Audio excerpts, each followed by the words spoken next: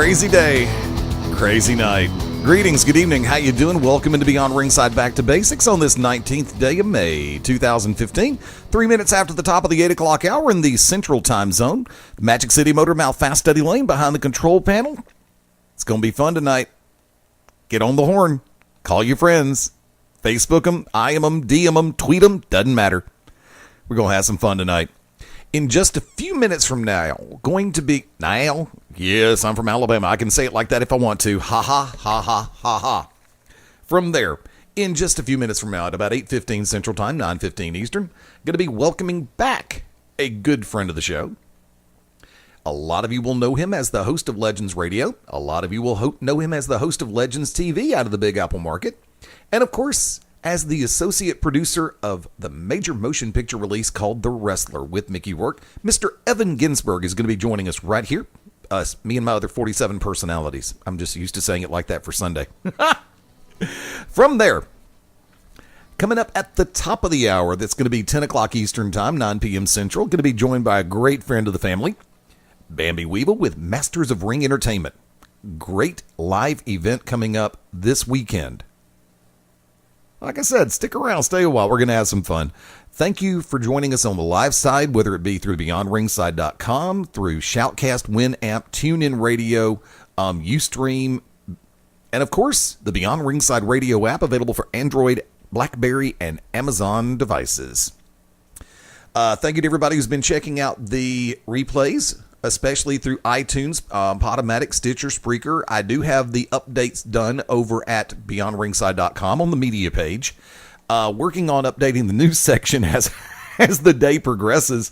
Was having internet trouble earlier today, and unfortunately, I did not get a chance to get everything done.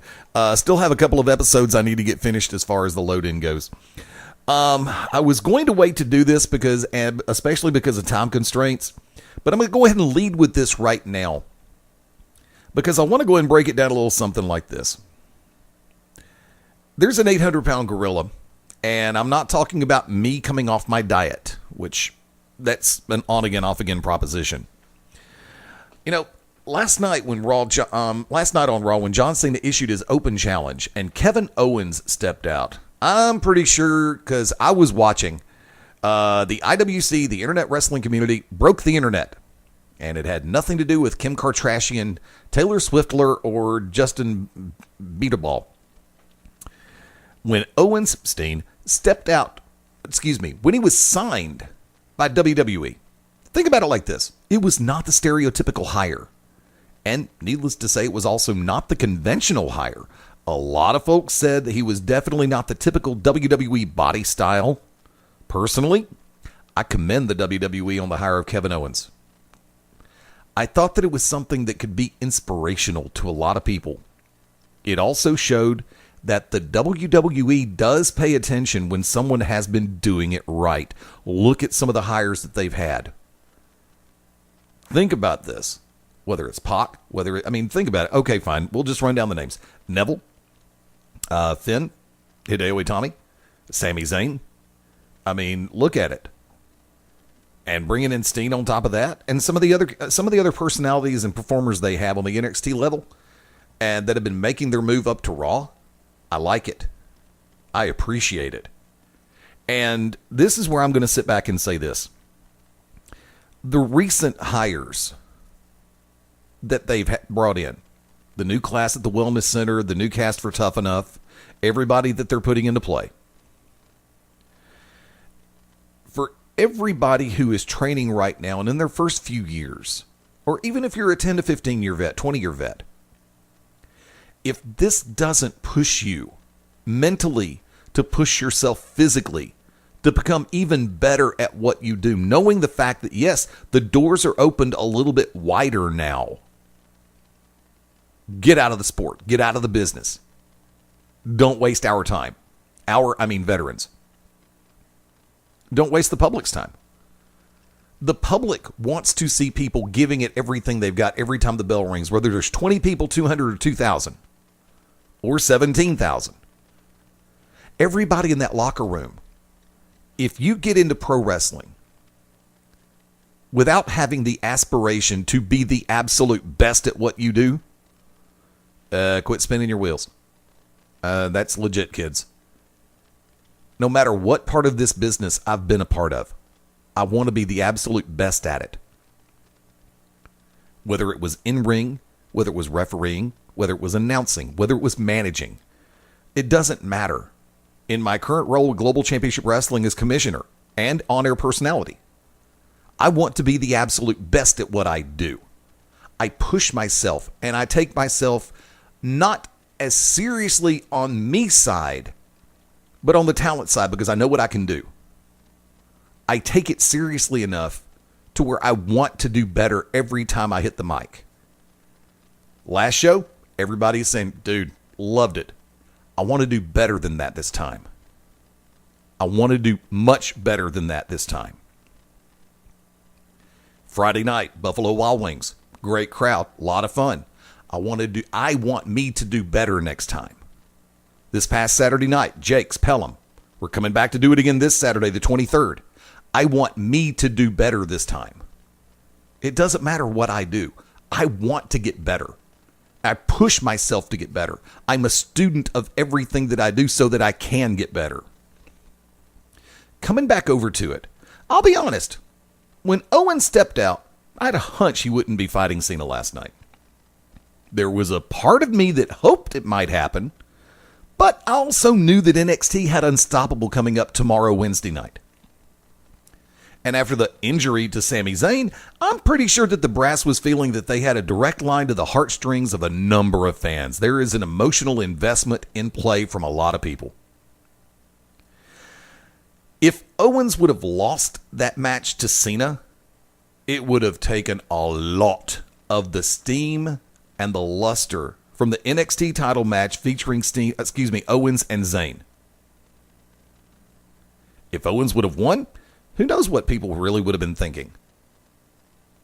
Would they have let Owens go over Cena on Monday night only to have him lose to Zayn on Wednesday? I'm not above the concept of thinking that Owens would go over Cena, then go over Zayn on Monday and Wednesdays respectively, due to the simple fact, remember, Carlito made his first appearance on SmackDown and took the U.S. title from Cena in his first appearance on television, in ring. So it's not unprecedented. It's happened before. Now, there's some very tricky things. Now, granted, when Carlito made his debut to the time that Kevin Steen walked out last night on Raw, Kevin Owens, I'm sorry, it's a knee-jerk reaction on my part. And I don't do it to everybody. But here's the thing, and before I go any further on my side of the coin, I'm going to lay this out there real quick. And I know we're at 11 after the top of the hour, and I'm about to take a short break in just about 3 minutes. There were discussions on this station, on the To Be Determined show and on Beyond Ringside Live, between myself and the Wicked Nemesis as it pertained to then Kevin Steen. Wick was not a huge fan of Steen because of the fact that he was a bigger guy, but he was a fan of the fact that he was a bigger guy who knew how to work as a bigger guy. He wasn't the stereotypical bodybuilder guy, and I'm not sure what the overall mindset that Wick had going into that was, because professional wrestling is made up of so many diverse body shapes, men, women, and everything in between. It really is. And that's one of the reasons why I like pro wrestling as much as I do. Look, when Big Country Roy Nelson lost all the weight that he did in the UFC, I started to cry because it's like he lost his individuality. Granted, it was probably a good thing for him. And if he did it of his own volition to where he wanted to make a change in his physical appearance, that's fine, that's great, that's wonderful. If he did it at the behest of Dana White, to hell with Dana White. Granted, he has the purse strings, he has the checkbook, he has the stroke. But to put the world in proper perspective at this point, Roy Nelson was a great box office draw and a good fighter too. So he didn't have to trim down and muscle up to garner the approval of the fans. The fans were already in Roy Nelson's corner. As Steen has made his way through the ranks and signed in, coming over to Kevin Owens, his body style has pretty much been the same, but the thing about it is his talent continues to increase, and he was damn good when he left ROH. And I've watched some of the stuff. Look, I pay attention. And I don't look at things through, and this is going to be something that I talk about a little bit later. An epiphany hit the other night about expectations and the way we look at things. I've been watching everybody comment on social media from this past Sunday night, the Payback pay-per-view. Everybody, there's a ton of people who shared my sentiment.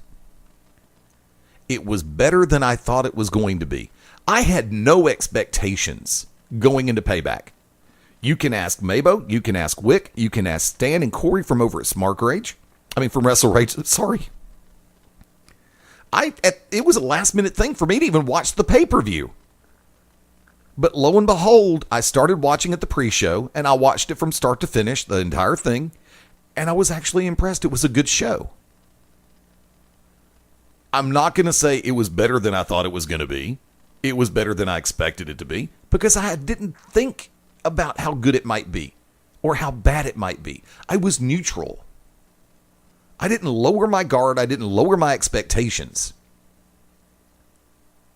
But let me go ahead and I'm going to go ahead and run the rest of this real quick. I have it prepared. Look, I don't care what anyone says. And coming back to the Cena Cena Owens, it's easier to say like that. I don't care what anyone says. WWE played it right. I haven't said they played it perfectly, but I will say they did the right thing at the right time to build up potential viewership for Unstoppable even more than it already was. The icing on the cake was the verbal dialogue between Cena and Owens when Cena made the comment about advice, and Owens bit back with, "You don't get to give me any advice." I'm pretty sure that half of everybody watching came out of their chairs. The only drawback to that exchange, remember, John Cena is, I have to agree with what Michael Cole says. Cena is that polarizing. You had people over the last few months who had been coming back onto the Cena bandwagon, into the C Nation. And in that one statement from Owens, you had people right back to where they were who couldn't stand Cena. Then when Owens kicked Cena and hit the pop-up powerbomb, people were cheering Owens. It's a double-edged sword, kids. Remember, Owens has major heat down in NXT. WWE conceivably cost themselves a little bit of that heat in the exchange with Cena. Is it enough to hurt the chemistry going into the NXT title match? Good question. It really is. I'm going to come back to that, and I'm going to go ahead and finish that statement up in just a few minutes. Right now, going to go do a quick break, and when I come back, slated to be joined by Mr. Evan Ginsberg. Looking forward to it. It's going to be a great time. Right here, Back to Basics rolls on in just a minute. That's a rock and roll model, the hair metal heartthrob, your favorite wrestler, Matt Sexfeld here, and you're locked in to Beyond Ringside Radio. The To Be Determined show live Wednesday nights, 9 Central Standard Time. Join myself, the Oracle of Ominous, the Wicked Nemesis, the Grand Design, Clyde Braddock, and the Magic City Runner, Fast Eddie Layne, as we take you to the edge of uncensored. Yes, we go uncensored, so make sure you have your earmuffs. Ask your parents, for those of you that are a little young, maybe under 18, but make sure if you have any heart conditions or any mental defects, please listen, because they may take effect right here live every Wednesday night, 9 Central Standard Time. Beyond Ringside Radio Network, BeyondRingside.com. This is Merciless Ray Mercer, Olympic gold medalist and board member of Find the Dream, and you're locked into Beyond Ringside. Sunday nights at 11 p.m. Eastern here on BeyondRingside.com. Join us for the Midnight Black Mass. Myself, the Reverend Dan Wilson, brings you the dark gospel of professional wrestling, uncensored, unedited, uncut, and not for the faint of heart. You can find out more about us at youtube.com/pottyhumor or subscribe at Potty Humor on iTunes and Stitcher today. This is Danny Cage from the world famous Monster Factory, and you're locked in to Beyond Ringside. Hey, half-heads, it's a 3-time NWA World Heavyweight Champion, Scrap Iron Adam Pierce, and just like me, you are locked in Beyond Ringside.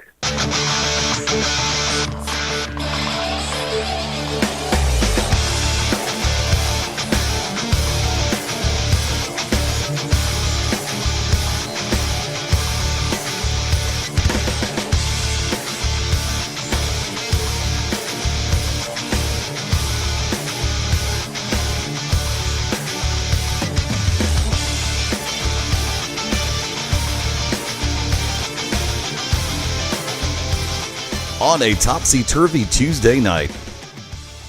Try saying that 3 times fast without the influence of Cuervo 1800 Silver, which is actually a very good cocktail. Straight out of the bottle, or actually straight out of the glass. Don't drink it straight out of the bottle. Cuervo deserves better than that. Fast Eddie Layne behind the control panel, 21 minutes after the top of the hour. Thank you once again to everybody catching us on the live side, whether it be the Beyond Ringside radio app, available for Android, Amazon, and BlackBerry devices. Apple is coming soon. We're just working out the details right now. I promise you that. And as soon as you do, as soon as everything comes to fruition, look for the mushroom cloud. That will be probably purple, because that's the color I am when I'm happy. And I'll be elated when the Apple app is available. Like to welcome in a good friend of the show. Ladies and gentlemen, a lot of you are going to know him as the host of Legends Radio. A lot of you are going to know him as the host of Legends TV out of the New York market, as stated a few minutes ago. And he is also the associate producer for the motion picture The Wrestler, Mr. Evan Ginsberg. Mr. Ginsberg, welcome back in. Glad to have you on board. Thanks, Eddie. Pleasure to be back. Now, we were talking a few seconds off air, and I was making a reference to the pay-per-view which took place this past Sunday night for WWE, or the $9.99 per view, as I now call it. Right. And something hit me like a ton of bricks when about 3 days before, the day of, and after the pay-per-view, I realized the fact that I could go into this one with no expectations and no preconceived notions about what I'm going to be looking at other than the talent base that's going to be on the pay-per-view. And I've thought about this over the last couple of days, and I would love your input on this. Do we put an unreal expectation, a too high or a too great of an expectation, on the things that are around us nowadays, especially pro wrestling? And I'll even take that over into the category of music on this topic. Personally, as far as wrestling, as a jaded old school fan who's been attending wrestling matches for 41 years, since June of 1974, when I first saw Blassie and Nikolai against Bruno and Strongbow at Madison Square Garden. Nice. Seeing the best of the WWF. Later, the NWA out of Philly and Baltimore and Jersey, the NWA at its peak with Flair and the Horsemen, Midnight Express, Rock and Roll Express. Later, ECW at the ECW Arena, etc., so on. When I watch a WWE pay-per-view, my expectations are so low that I expect nothing, and when they give you something, I'm okay with it. I thought Payback, I thought the main event was very enjoyable. I thought the tag team was absolutely fine. I think Cesaro is a tremendous athlete, probably the most consistent guy they have. Cesaro and Rollins both. I think they're both very consistent, and the team of Cesaro and Kidd, excellent team. I thought Sheamus and Ziggler was perfectly enjoyable. All in all, it was an entertaining show. It's kind of popcorn for the mind. It doesn't really leave you with much the next morning, but it's like watching a superhero action film. You enjoy it while it's on, and it isn't profound. It's not going to be life-changing the day after, but for a couple of hours of entertainment, I basically enjoyed it, as opposed to Raw and SmackDown and TNA, which generally several hours of your life you'll never get back. Yeah, I've thought of that one once or thrice myself. And that's one of the reasons why I've gotten so high on Lucha Underground and Ring of Honor. I know that you and I spoke recently, and you said that because you changed over your system, you weren't able to catch Lucha Underground. But I think I told you in the off-air chat that I was actually able to find their El Rey network on YouTube, and they've been posting some of the recent episodes, which has been a godsend thanks to my DVR not wanting to play right. Thanks, Charter. But yeah, when I switch from Time Warner to Verizon, they do not carry the El Rey network, and I really enjoy that network. I like the old Shaw Brothers Kung Fu flicks, and Lucha Underground's tremendous. I know a lot of old school fans aren't into Lucha because they feel the moves are too choreographed and such, but these guys are tremendous athletes. Wrestling is like apples and oranges. What Abdullah the Butcher does or did in his prime is not what a Daniel Bryan does or did. And, it doesn't mean you can't enjoy both. And I've been to Lucha in the Auditorio de Tijuana. I've seen Lucha Libre shows live, and they're just tremendous. And Lucha Underground is great TV. I mean, I don't think the skits are particularly brilliant, but the wrestling itself is. And Ring of Honor, I brought Ring of Honor into The Wrestler when we made the movie, and I think the Ring of Honor of several years ago with Nigel McGuinness and Austin Aries and Daniel Bryan, a.k.a. Bryan Danielson, and Morishima, and all the great Japanese wrestlers. I think that promotion was as great as any promotion I've ever seen. And even today, I think they're excellent. I mean, they just did those shows with New Japan Pro Wrestling, and Ring of Honor treats wrestling as an art, not as a circus. And when I watch TNA with such a great talent base, wasted, with all the meaningless skits and promos and run-ins, and it's just let these guys wrestle. Some of these guys are tremendous wrestlers. Just let them wrestle. That was something, and you brought up the movie, and that's something I've been wanting to ask you. When it came to looking for, and you made the reference to bringing in Ring of Honor as well as some of the other stars, what was one of the major things that you yourself were looking for as far as the talent itself? Was it the capability of running in ring as far as all the physicality goes? Would it be able to carry the dialogue, or was it a combination of both? It was an interesting experience on my end because I was basically the wrestling guy. I did 6 casting calls, and I brought in, with the exception of Alpha's guys, Alpha of course was training Mickey, and Alpha brought in several of his guys who were tremendous. I brought in the majority of the wrestlers in that movie, including Ron Killings and Necro Butcher, etc., so on. Of course, when we were looking for Necro Butcher, it was a hardcore type, and we had interviewed also Lowlife Louis Ramos and other hardcore wrestlers for that. But when I did the casting calls, I was basically bringing in a variety of sizes and shapes, and of course, when I spoke with Darren Aronofsky, I would emphasize, Nigel McGuinness is as good as anybody on planet Earth, and I would encourage him to use certain guys. But ultimately, it was interesting.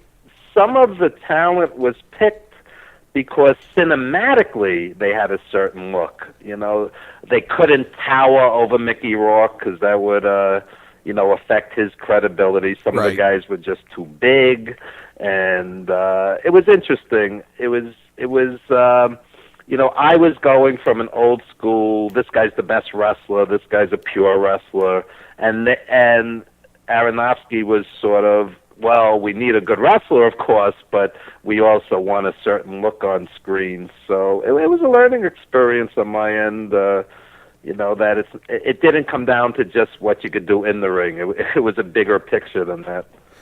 And also I would have to ask if some of it had to do with chemistry, because you can have the right shape, the right size, you can be this great in the ring, but you can also... have we ever dealt with, I'll use the word prima donnas in the world of pro wrestling who just seem to grate people the wrong way? Well, interestingly enough, that sort of thing was more with the actors and production people. What I saw working on this movie, which is a valuable lesson for anybody in the arts, is, let's say somebody was late once. Late.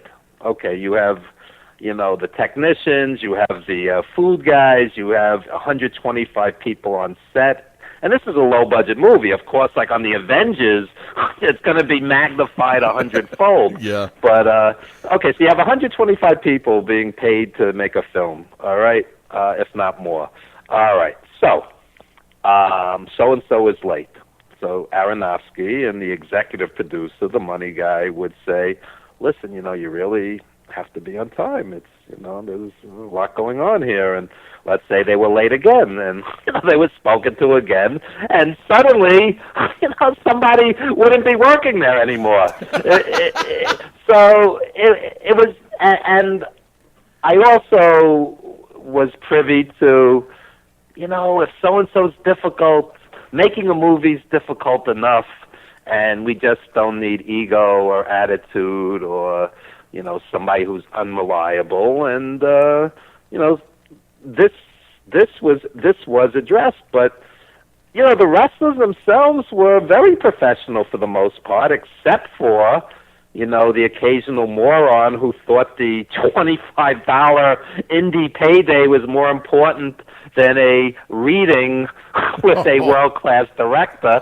Wow. So they no-showed the reading to work an indie show. And I had explained this, like they couldn't even grasp this because an actor would die to read for a Darren Aronofsky, and they couldn't fathom this at the beginning, but after the fourth or fifth time, they kind of understood that wrestlers were a different breed, and that $25 indie payday was far more important than trying to be in a movie that's going to be seen for the next 500 years.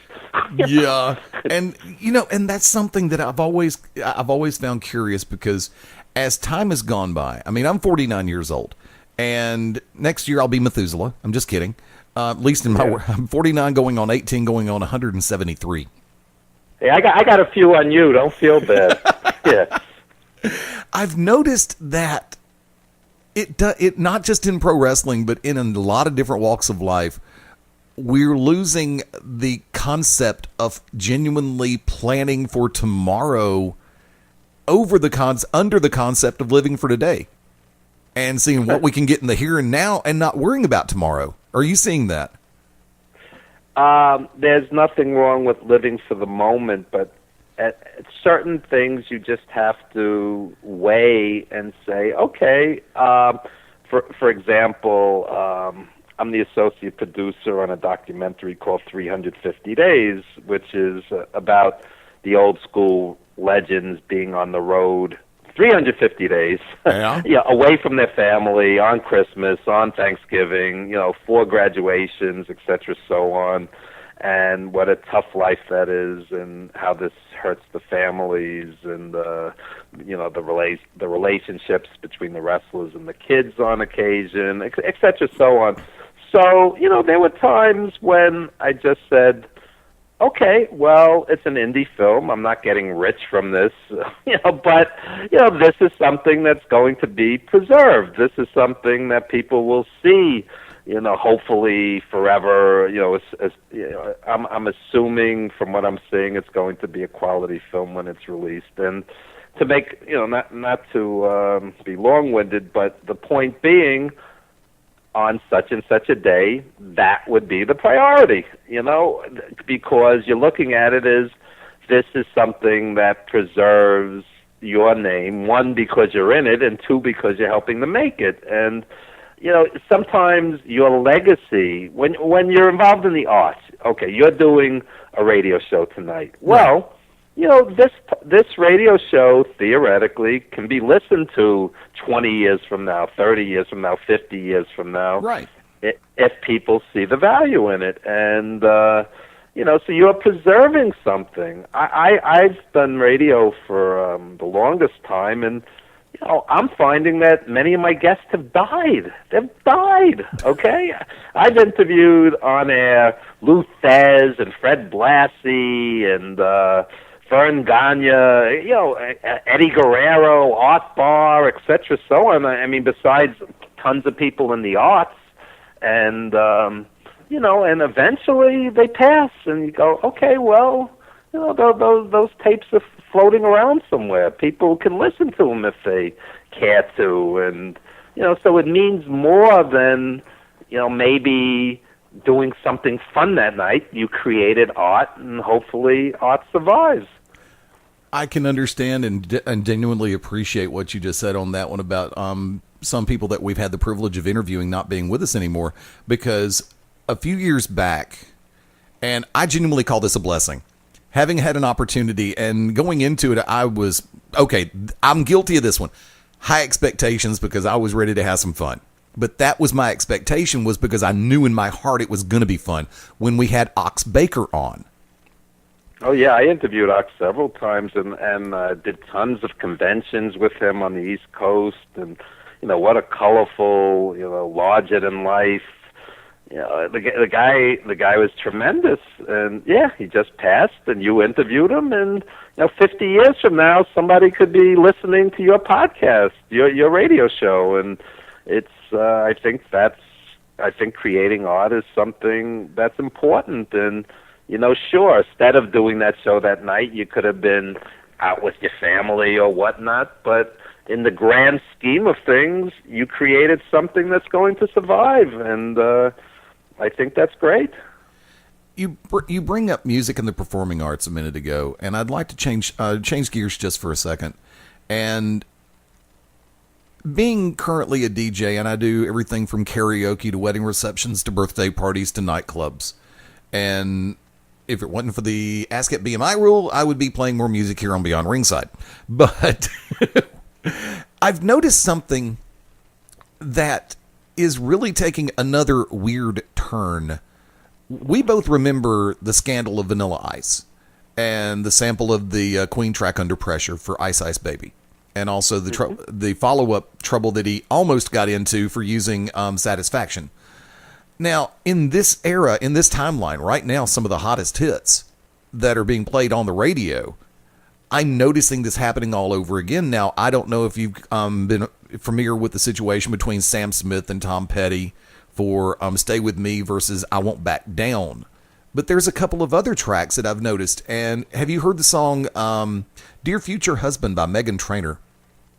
I can't say that I have, but I was very interested in the whole Robin Thicke, Marvin Gaye scenario because I'm a huge Marvin Gaye fan. And first time I heard that cut, I go, hey, that's Marvin, got to give it up. And all of a sudden, Robin Thicke's voice came on. I said, excuse me? Yeah.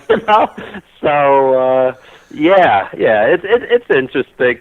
I went to see 82-year-old Bobby Rush yesterday, who's an R&B great, blues-based, tremendous performer. Even at 82, he did 2 hours last night. Incredible energy. And he actually said on stage that he I forget what song it was, but he said the Beatles took a note and kind of flipped it around and used it for Come Together from another artist. And,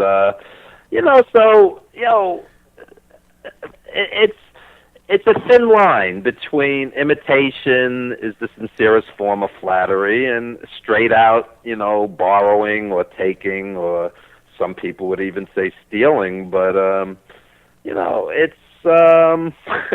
but sometimes when a song sounds exactly the same, I'll tell you, Nile Rodgers from Chic, I hear songs and I go, my God, those are, Nile Rodgers chords. I don't care what they call it. He has a very distinctive sound.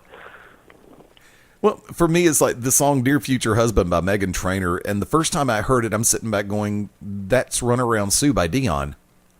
Yeah, I love Dion. Dion's still out there. He's in the 70s. Guy's great. Still performing? Mm-hmm. Nice. Absolutely. He's like a youthful 70s. He's got energy. Great live performer. Very cool. And I'm sitting back going, and I've done the homework. I've done a little bit of homework. I can't say I've done it all, but I looked for liner notes. I've looked at the credit sheet, and I'm sitting back going, I did not see anybody in Dion's camp credited for the music itself. And there's been a little discussion. It's like, well, that's not a Dion song. That's Meghan Trainor's song. It's like, I'm talking about the music, Nimrod. The lyrics are hers. The music is somebody else's. Now, look, for me, you're right. Imitation is the most sincere form of flattery when you go through proper channels. Yeah, well, you could be inspired by somebody. I mean, God, how many R&B artists have been inspired by Marvin Gaye? Oh, yes. But that's different from, just straight out taking the notes and singing over them. Hip hop, the DNA of hip hop is James Brown and Roger Troutman from Zapp and George Clinton and, other people as well. The James Brown tune "Funky Drummer" has to be on several thousand hip hop songs. But if you're paying the artist or after they pass the artist family for the rights, that's one thing. If you're just plain stealing it and using it to make money, it's not right. But you could have a sound that's inspired, but it's different than just lifting notes. It's I'm not a lawyer, but like the first time I heard Robin Thicke's song, I go, man, that sounds just too much like Marvin Gaye's Got to Give It Up. I'm sorry. The thing about it is, when the artists go through proper channels, and they use those bites like the Marvin and Tammy, like the Dionne Runaround Sue, or like there's another one that Uptown Funk, Mark Ronson and company. It has me thinking about flashback to One Way and Frankie Smith, stuff like Double Dutch Bus and things of that ilk. And I'm sitting back going, I'm hoping that I'm hoping that the after effect is turning on a brand new group of people, a brand new generation to the classics. Because that's something. Oh, George Clinton from Parliament Funkadelic is 73 years old, and he's very grateful to the rappers for sampling so much of his music because it's kept him, current and out there and constantly touring. Atomic Dog became, Snoop Dogg's theme. Yep. This just kept him relevant to a whole new generation of listeners, and there are kids young enough to be his grandkids who are P-Funk fans today because the rappers turned them on to it, and so there's a positive side to it besides the residuals, of course, which a lot of these guys have used, have kept them solvent. I mean, some of the rappers have even used the old, like the Dramatics and these 70s vocal R&B groups for some of their ballads, and again, that's kept them current. And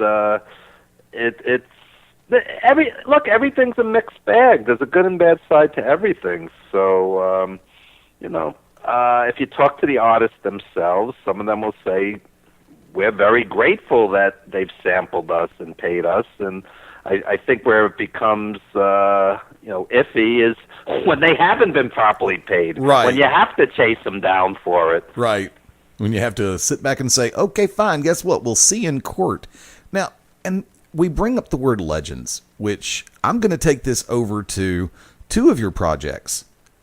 Because you had been hosting Legends Radio, which I'd listened to a number of the episodes. You can catch them on Spreaker and Stitcher, and a number as far as the live and the replays go, or especially the replays. Because that's one of the things you brought up, the factor of things being out there for posterity, and when people get a chance to go back and listen to some of the episodes that you've had out there, it's fun. It's a great chemistry, and you have always managed to put together such an eclectic group of guests for the show. I'm always flabbergasted. I'm sitting back going, what? Yeah. You've got how many different genres of people coming on the show? It's like, I'm envious, but I'm also sitting back going, he's a much better man than I am in this regard because I don't think I could juggle that well. Well, I grew up in New York on Joe Franklin. I don't know if you saw him in other parts of the country, but So Joe Franklin just passed, and as a kid, Joe Franklin would have on Lou Albano and the Valiant Brothers and Bing Crosby and and absolute nobodies, and they'd all be sitting on the couch together, and I'm like, this is bizarre, but this is great. And I think for example, I did radio out in New York on a 50,000 watt station, WBAI FM, for 16 years, and my radio mentor, Fred Giabold, the late Fred Giabold, loved pro wrestling. He grew up with the Bruiser and the Crusher in the Midwest, and Gagne, of course, and he called wrestling the proletarian performance art. Theater for the people, theater for the, and he said that pro wrestling, with it back then very simplistic, good versus evil, and evil would win at the beginning, but ultimately good would conquer evil, and he said this was theater, and he had no problem mixing wrestling with any other artistic genre. And when he brought me on to his show in the early 90s, I'm like, wow, I could put an author, a jazz musician, a wrestler on the same show, and they could all respect each other and interact. And the other thing is, you just said you're pushing 50, and I'm in my 50s. And, growing up in a different era, radio itself was not as regimented. Like, I grew up on a DJ called Hollywood Frankie Crocker out of New York, who also passed. And Frankie Crocker would have jazz and salsa and R&B. It was an R&B station. It was a black station, and we, would listen to Frankie, and Frankie, all of a sudden, he'd be playing a song in Spanish, and he'd be playing a jazz classic. He'd play Moody's Mood for Love by King Pleasure, which was a 50-year-old jazz tune, and it's like, okay, he's playing that with James Brown and Al Green and Marvin, and why not? Why not? What law says you can't? So, I come from an era, and back in the day, of course, you had concerts where a B.B. King, who just passed, would be on the same bill as The Who or the Stones, and it wasn't an issue back then. Today, okay, this is a country station, this is a rock station, this is a hip-hop station, and never the twain shall meet, which I think is kind of sad. And the same at concerts. You would not see, 99 out of 100 times a blues player on the same bill as a, let's say, rapper or a rocker. They just don't mix them anymore, and I think it's sad. I think an intelligent adult like yourself would love something that's an eclectic mix. And I found this with wrestling fans, both sides of it. I found wrestling fans who are like, wow, this is great. He's got a rapper next to a poet, next to a wrestler, and they're all being treated with respect. Right. And I've had wrestling fans like, oh, this has nothing to do with wrestling. I have no interest in this. Well, I just skip right through this because, they're embracing narrow-mindedness. And sometimes older folk, I'll see people in their 50s, 60s, 70s who will make, stupid comments like, oh, there's been no good music since the Beatles. Well, gee, isn't that a little narrow-minded? There's been no good music in 50 years. Come on. Come on. There's been some great music. There's also been some songs that have bit the big one, but that's to be expected in any generation. Of course, pop music has always been a mixed bag. Top 40 has always been a mixed bag. And that's one of the things. That's not surprising. No, it's not. That's one of the reasons why I still enjoy music as much as I do. I mean, for as long as I've been around it, and I've immersed myself in it so much. And therein lies the funny part, because you brought up B.B. King, one of my all-time favorites, and I had a chance to see him, and we talk about eclectic mixes. One of my favorite places when I have the opportunity to go last weekend of April, first weekend of May, is New Orleans, Louisiana for New Orleans Jazz and Heritage Festival.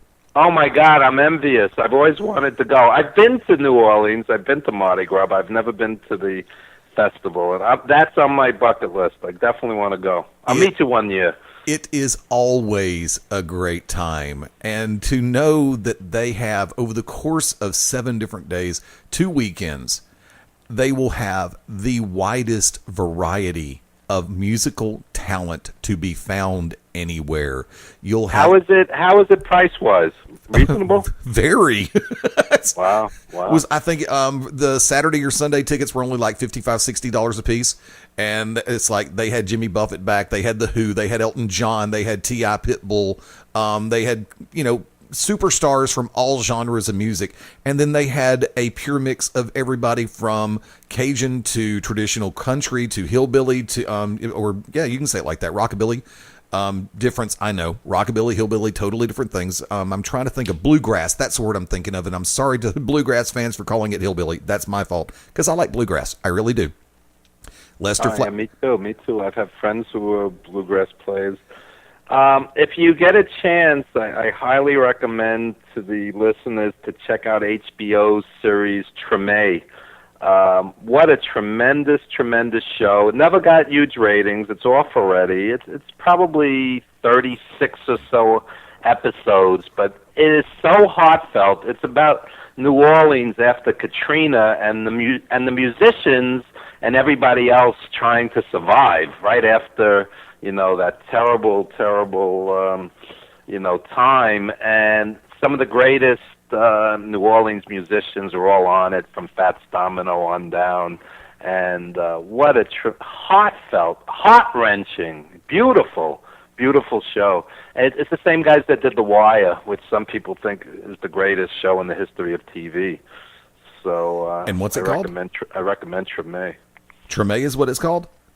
Yeah, Treme, yes. I will look for that. I have HBO down here. Oh, you'll love it. If you love music and, great drama, I mean, it's so captivating. It's from the heart. Let's put it that way. It's just from the heart. It's I was very I can't even put into words how devastated I was when it just never got the audience it deserved, and it wasn't a hit on the level of a Sopranos or Mad Men, but it was on that level. That's how great it was. I want to ask, before I let you get away, I want to ask this real quick. I know that you'd said that you'd, and I hadn't brought it back up since that conversation. You said you'd put Legends Radio on hold. What are the are there upcoming plans for Legends Radio? Yeah. I've moved to Legends TV. I do a weekly TV series. Well, that was next. That was next. It's a tremendous amount of work. I mean, people have no idea. You're booking it, you're promoting it, promoting it before the show, promoting it after the show. I mean, you do a weekly, you do a regular radio show. So it's very hard to juggle two shows the same week. Right. And just at this stage of the game, TV was a greater challenge. I've done radio since 1991. So yes, at some point I'm sure I'll bring it back. But right now, Legends TV at legendstvnyc.com and madhousetv.com. We got million-selling artists. We've had Martha Wass from the Weather Girls, and Crown Heights Affair, and all these tremendous old-school R&B and other musicians. We had Lenny Coco from the Chimes. He just passed the other week, million-selling doo-wop artist. But we also showcase indie artists and indie wrestlers and legendary wrestlers. Lanny Paffo's been on, and Nicole Bass, and people like that. And again, it's just a very odd mishmash. The day Lenny Coco, a doo-wop singer in his 70s, was on, we had the rapper from Men on a Mission, okay? And Lenny Coco's going, I never really liked rap that much, and all of a sudden, he starts rapping, and he liked it. And it was like magic. It was magic, this rapper with a doo-wop singer. You would never, think this would work, and it did. And, we'll just like spontaneously say, hey, why don't you guys play together? Why don't you guys do something together? And, it's live TV. It's live. So, sometimes it works beautifully, and other times it dies on the vine, and, it's like walking a tightrope. But, it's just a bigger challenge because I've only been doing TV for 3 years, and I was doing radio since '91. So Yeah, I'm sure I'll come back to the radio. Meanwhile, I'm constantly on various other shows, and it's radio's always there if you want it. It's a commitment. People don't realize. People have this odd assumption, even with the wrestler. Oh, you must have made millions of dollars. No, I didn't make millions of dollars. Nor did Mickey. Nor did Marissa Tomei. None of us did. It was a $6 million indie film, but this is something that you're incredibly proud of, and that's going to stand the test of time. And I acted in the film. That's going to be up, there forever. And you can't put a price on something like that. So, people assume, Eddie's doing radio. He must be making millions of dollars.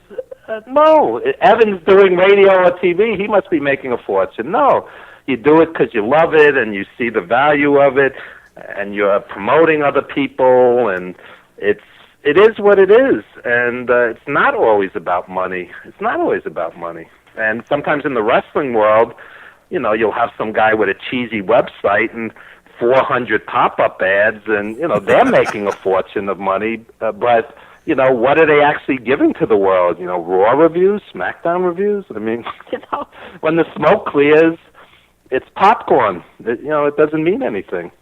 Yeah, it's like when I do this show, and when I do Beyond Ringside Live and sit in with WrestleRage and To Be Determined, all the shows here on the network, the one thing that I hope people take away from it is we try to have fun with what we do, and with all the drama, with all the headaches, with all the worry and the panic, with everybody wanting to bite each other's heads off 23 hours out of the day, if I can do something, or the shows here on the station can do something to maybe make you think, make you laugh, make you just forget about it for a while and say to heck with it and just chill, then I've done exactly what I wanted to do. I try to give people that escape, whether they're wrestling fans, mixed martial arts fans, entertainment fans, it doesn't matter. I'm traditional sports fans. That's my target. That's always been my target. Can I help you find that escape, if only for a few minutes, and give you that? Absolutely. Yeah. Absolutely. And the other thing is, I'm sure after all these years, you could go into a major city and have quote-unquote friends. You've reached a lot of people, you've connected with a lot of people, you've supported a lot of people, and you can't put a price on that. You could come to New York and I'd hang out with you. You could go to major cities throughout the country, or even the world, and you're expanding your circle 1,000-fold, and the average person does not get to do that. The average person reaches 33 people. That's a statistic. Wow. And you as a radio person who's done quality radio with name people, you've expanded your circle unbelievably, and that means something. That means something because it all comes down to support. You've supported a lot of people. You've promoted a lot of people, and people remember that. Not everybody's on radio all the time. And, hey, Eddie put me on in 2013, 2014, whatever, 2015. And, it is a bonding experience. And I'm first off, I'm humbled and I'm flattered and I'm appreciative. It's actually in reverse order. I'm appreciative more than anything else, but it's definitely, to hear things like that, I'm very humbled, and I thank you very much. I just, like I said. Do you know, I've done radio so long that people say, I did your show, X amount of years ago, and I might not even remember, but to them it was important. You see what I'm saying? I do. Yeah. First, before I let you enjoy the rest of your Tuesday night, I want to ask one more time, how can people track down and watch Legends TV? LegendsTVNYC.com. That's the website. Or, it's all over YouTube. Just punch in Evan Ginsberg's, Ginzburg, Evan Ginsberg's Legends TV. Madhouse TV is the station. They have a YouTube, they have YouTube as well, and it's easy enough to find. The main website's probably the best, legendstvnyc.com, and I think they'll enjoy it. It's there's plenty of wrestling. Oh, the other day I had this guy on, Eric Chominsky, who's like the #1 Japanese wrestling guy. So he was telling about recently going to Japan for 27 live wrestling shows. So his wife's sitting there, and I'm like, "Hey, Eric, let me ask you a question. Give us a ballpark figure. What did that cost?" And he's like, "Well, it was 5 figures." And I'm like, "You have a good wife. You have a very supportive wife." Bingo. You know? Bingo. So he's talking all about, going to Japan and, culturally, what the experience was like and how gracious the fans were and the wrestlers and, Oh, by the way, check out Wrestle Kingdom 7. Oh, my God, that was better than WrestleMania. Tremendous. There's a lot of good product out there, and I wanted to talk a little bit more in depth about the pay-per-view with you, about the Payback pay-per-view, but I've had a blast, and I'm going to ask the question, and would you be willing to come back on somewhere down the road? Of course, anytime. And be careful, I will hold you to this. You know this, right? Yeah. I enjoy speaking to you. If I didn't, I'm here anytime. Let me know. Let me guess. If you didn't, you'd kayfabe the hell out of me, right?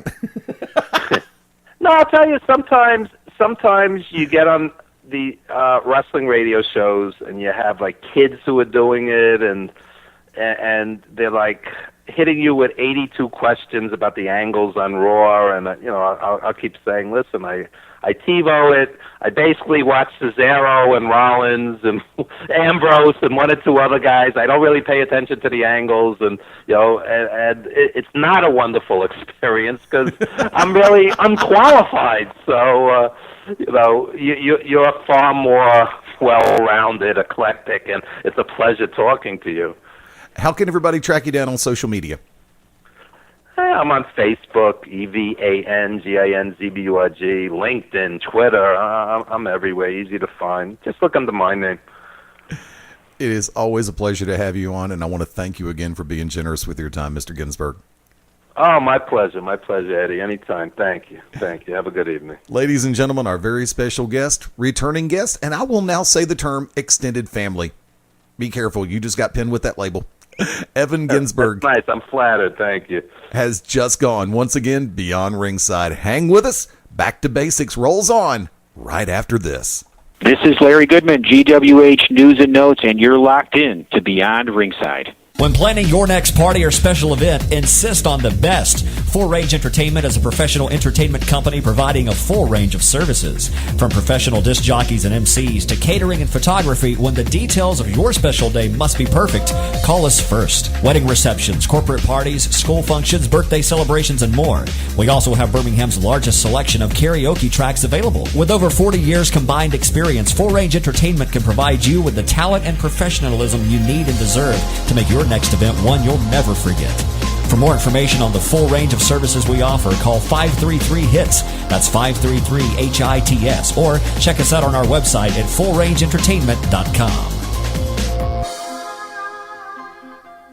I'm addictive. I'm expensive. I'm Byron Wilkine.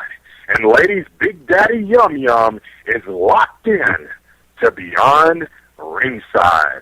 Howdy, friends. This is the Magic City Motormouth, Fast Eddie Layne, with your invitation to join yours truly, along with Mark Mabo Bowman and the Oracle of Ominous, the Wicked Nemesis, every Sunday night, 6:30 p.m. Eastern, 3:30 p.m. Pacific, for Beyond Ringside Live. Wrestling, mixed martial arts, sports talk, and a whole lot more. Keep your eyes open on BeyondRingside.com for all upcoming show information, and of course, catch us on social media as well. Until then, we'll see you this Sunday, 6:30 Eastern, for Beyond Ringside Live on the Beyond Ringside Radio Network. This is Dr. Tom Pritchard, and if you want to listen to the best in professional wrestling, get locked in to Beyond Ringside. This is Bambi Weavil with Masters of Ring Entertainment, and you are locked in to Beyond Ringside. Hey, everyone. My name is Bryce Rensburg. I'm the Chikara Senior Official, and wherever I am in the world, be it on the phone or the internet, there's no place I'd rather be than locked in to Beyond Ringside.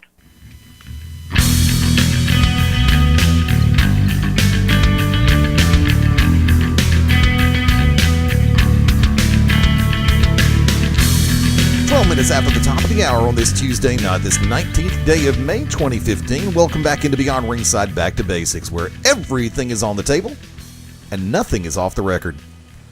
Unless the check clears in advance, then we'll negotiate terms, okay? Fast Eddie Layne, live from Studio One. Like to welcome in tag team partner and one of the hosts of WrestleRage Radio with Smart Grades and Stan on Sunday nights right here on Beyond Ringside Radio, Stan Grubb. How's the day? It's going really well, man. I'm glad I could actually be home, have a headset, and actually talk to everybody and sound like I'm actually in the room. There you go. There you go. It's a beautiful thing. By the way, WrestleRage Radio will be returning this coming Sunday night, 9 p.m. Eastern, 8 p.m. Central, right here. That's right. On the Beyond Ringside Radio Network. Unless, of course, Corey gets mugged or my laptop gets hidden again. Corey gets mugged?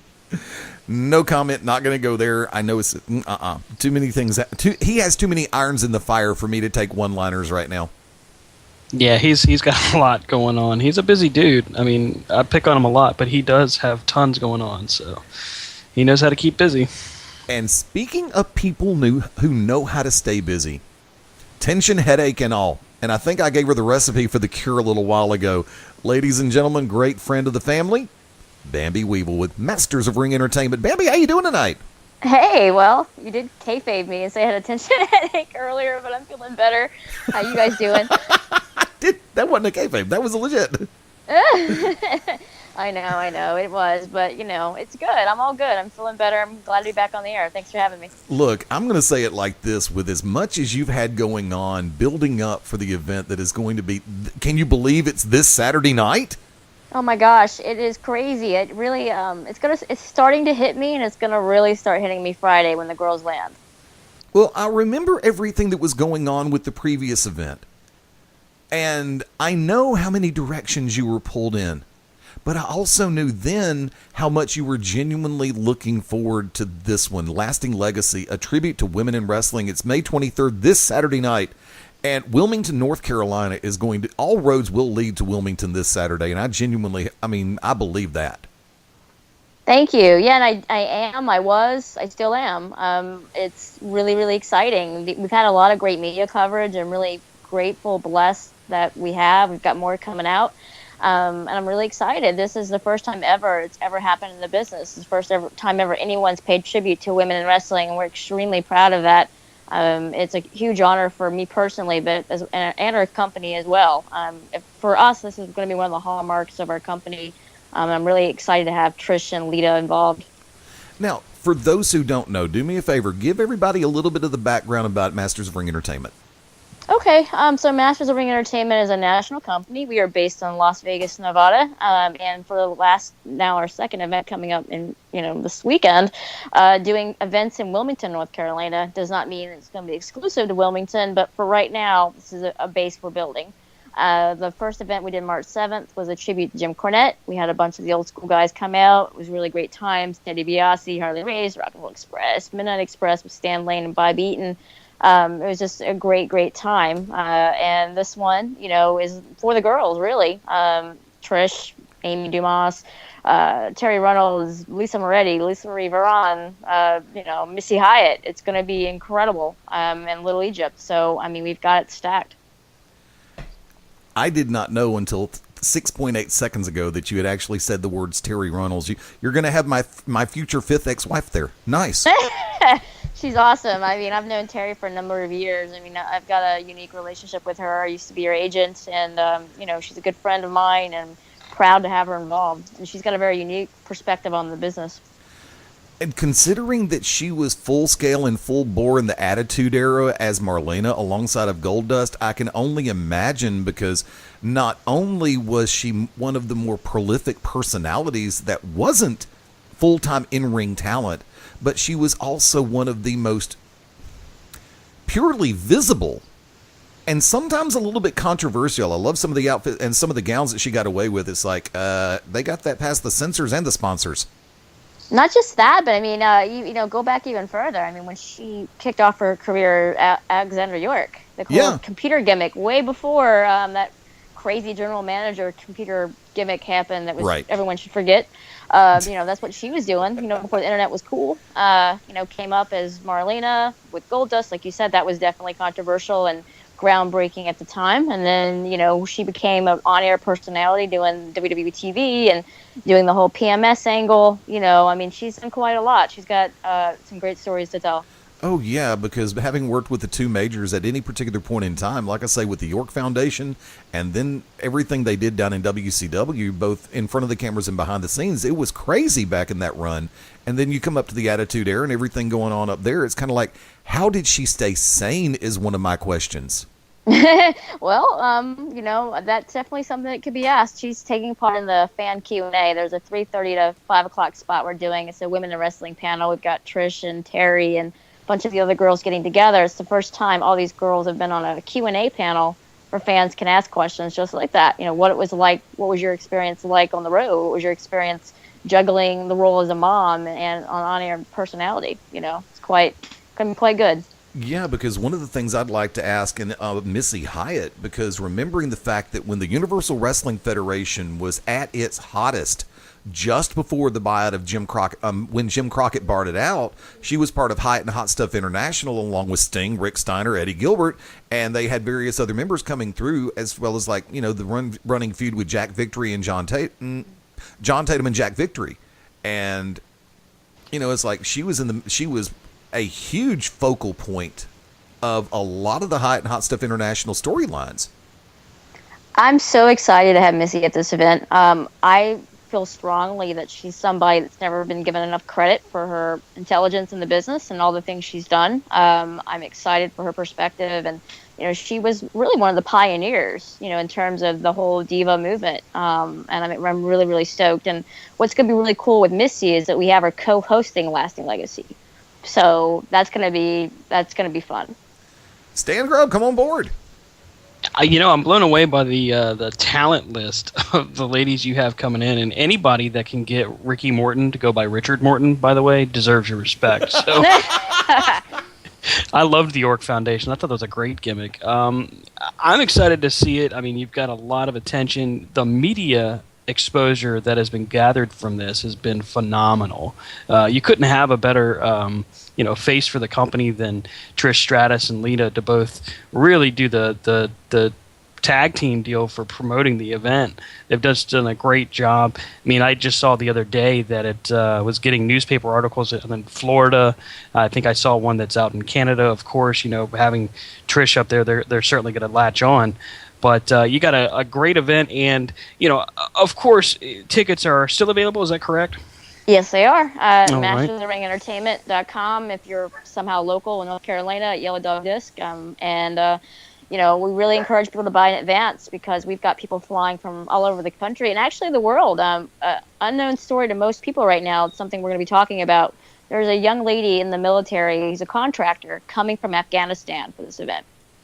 Wow. Really? Wrap your mind around that one. I never in my wildest dreams thought that would ever happen. And I'm excited, really, really excited and honored. Of all the places she could do when she gets back to this country, you know, she wants to come to this. Doesn't get better than that. That's tremendous. That is, I mean, legit, that is absolutely tremendous. You know, trying to get everybody on the same page as far as the scheduling goes, I know that is another thing that you've avoided pulling your hair out over, right? Oh my gosh. Yeah, I mean, it's the life of an event producer, you know. It's scheduling. It's all about the scheduling and the timing and how do you breathe and do you breathe? So, I mean, it's a balancing act, you know, all the way in, but it happens so fast. I mean, what people don't realize is that when you do an event like this, you're in fast forward mode, and yes. Before you know it, the event's over, you're saying goodnight, everyone had a great time, and then it's all over. And then for me, I just have to look at the footage later because it's you're in a different world. Your mind isn't in the same realm as the fan and the audience. Or when I go to WrestleMania, I watch to enjoy the show, but I also watch as an event producer to see what I can learn from the WWE. You know, in this case, I'm in the co-producer role with my business partner Charlie Hartman, and we're in a different, you know, our minds in a different clique. You know, so I never get to enjoy any show I ever do until it's over, and then I get to like look at it. It's very odd. I don't know if everyone's in that is like me and like that, but that's just my pattern. That's how I process events, because for me, it's about the person walking in the door. There's nothing I take more seriously than someone that commits their hard-earned money to something that we're putting on. and I want to make sure they get their value and then some. I don't think that's going to be a problem this coming Saturday up in Wilmington. You know, you made the reference to breathing a minute ago. Normally on big event weekends, I will normally take one deep breath on Friday evening, then go ahead and exhale on Monday morning. It sounds about right, and there's a holiday, so it may not be until Tuesday. Oh!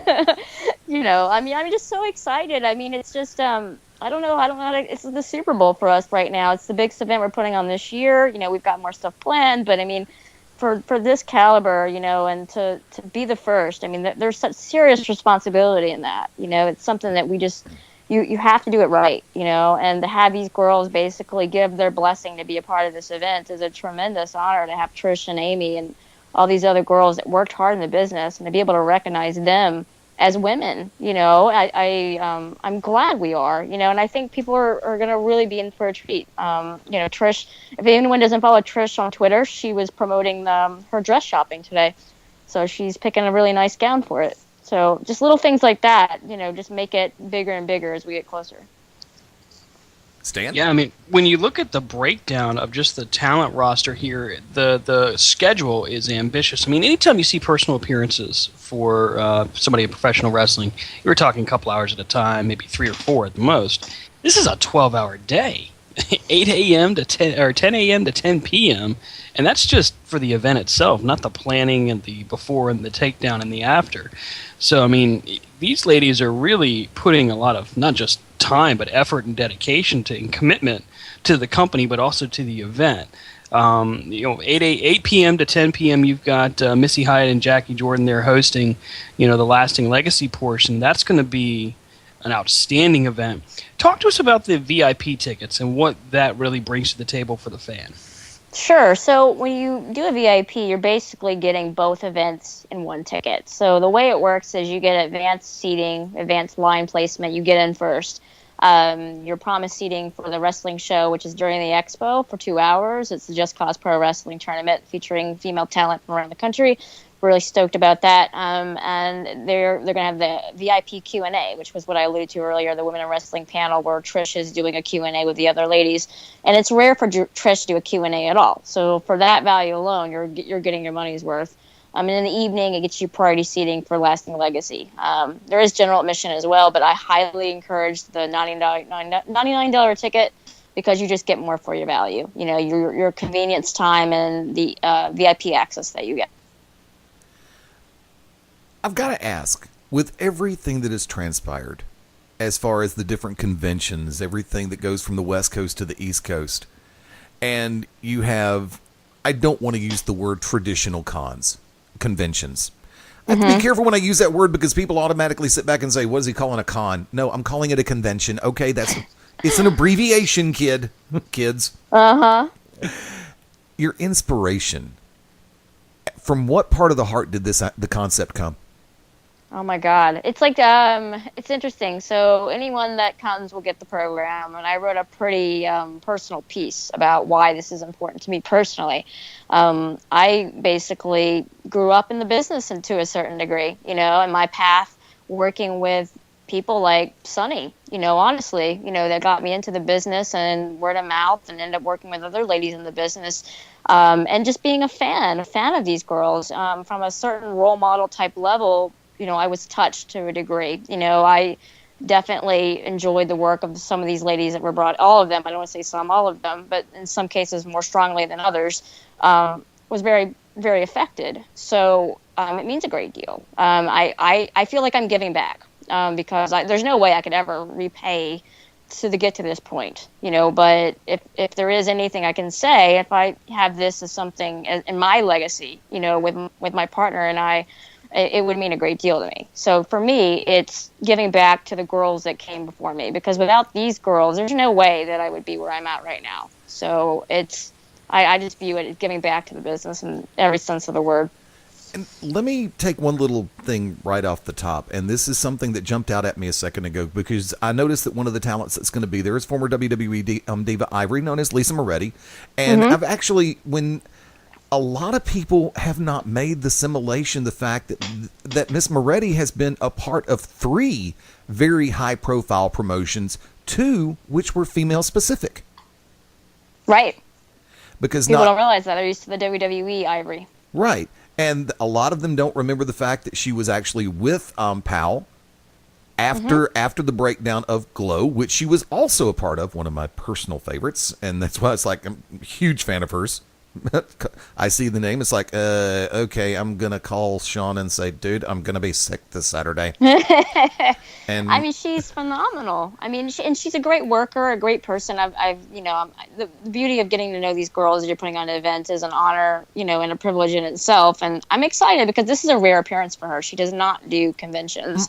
So, especially on the East Coast. So I know a lot of people are looking forward to it. And also we had put out a video. I don't know if you guys had a chance to check it out. She did a little promo video for us, and we put it out this past weekend. So maybe you guys can check it out. It's at the Facebook on Masters of Ring Entertainment. It's on Twitter as well. Very cool. But like I say, when you've got individuals who have done so much with so many different companies over the course of their respective runs, and they come through everything, because I've got to lay it out there like this, and all three of us both of you have been in this conversation with me before. And I've often felt, and this is where I take a little bit of a turn, I've often felt that there has been an unfair standard put in place as far as for women in professional wrestling, because I've often felt that they work harder than a lot of the guys do for half the credit and for half of the recognition. And I've always felt that genuinely should turn around, because you have women who have been in the world of professional wrestling, who have given their heart, have given their soul, have given their body for a business that is so topsy-turvy. And, for many, many moons, the phrase was there that pro wrestling was a man's sport. I sit back and look at it like this. Pro wrestling should be exactly what the name implies. It should be a sport for professionals. And that is why when I see, so many of these names that are on this list, whether they have been primarily behind the microphone, whether they've been in ring talent, to break the ground that they've taken, to take the road that they've taken, to blaze the trail that they've taken. I love it. I appreciate it. And I want to say thank you for putting on this event.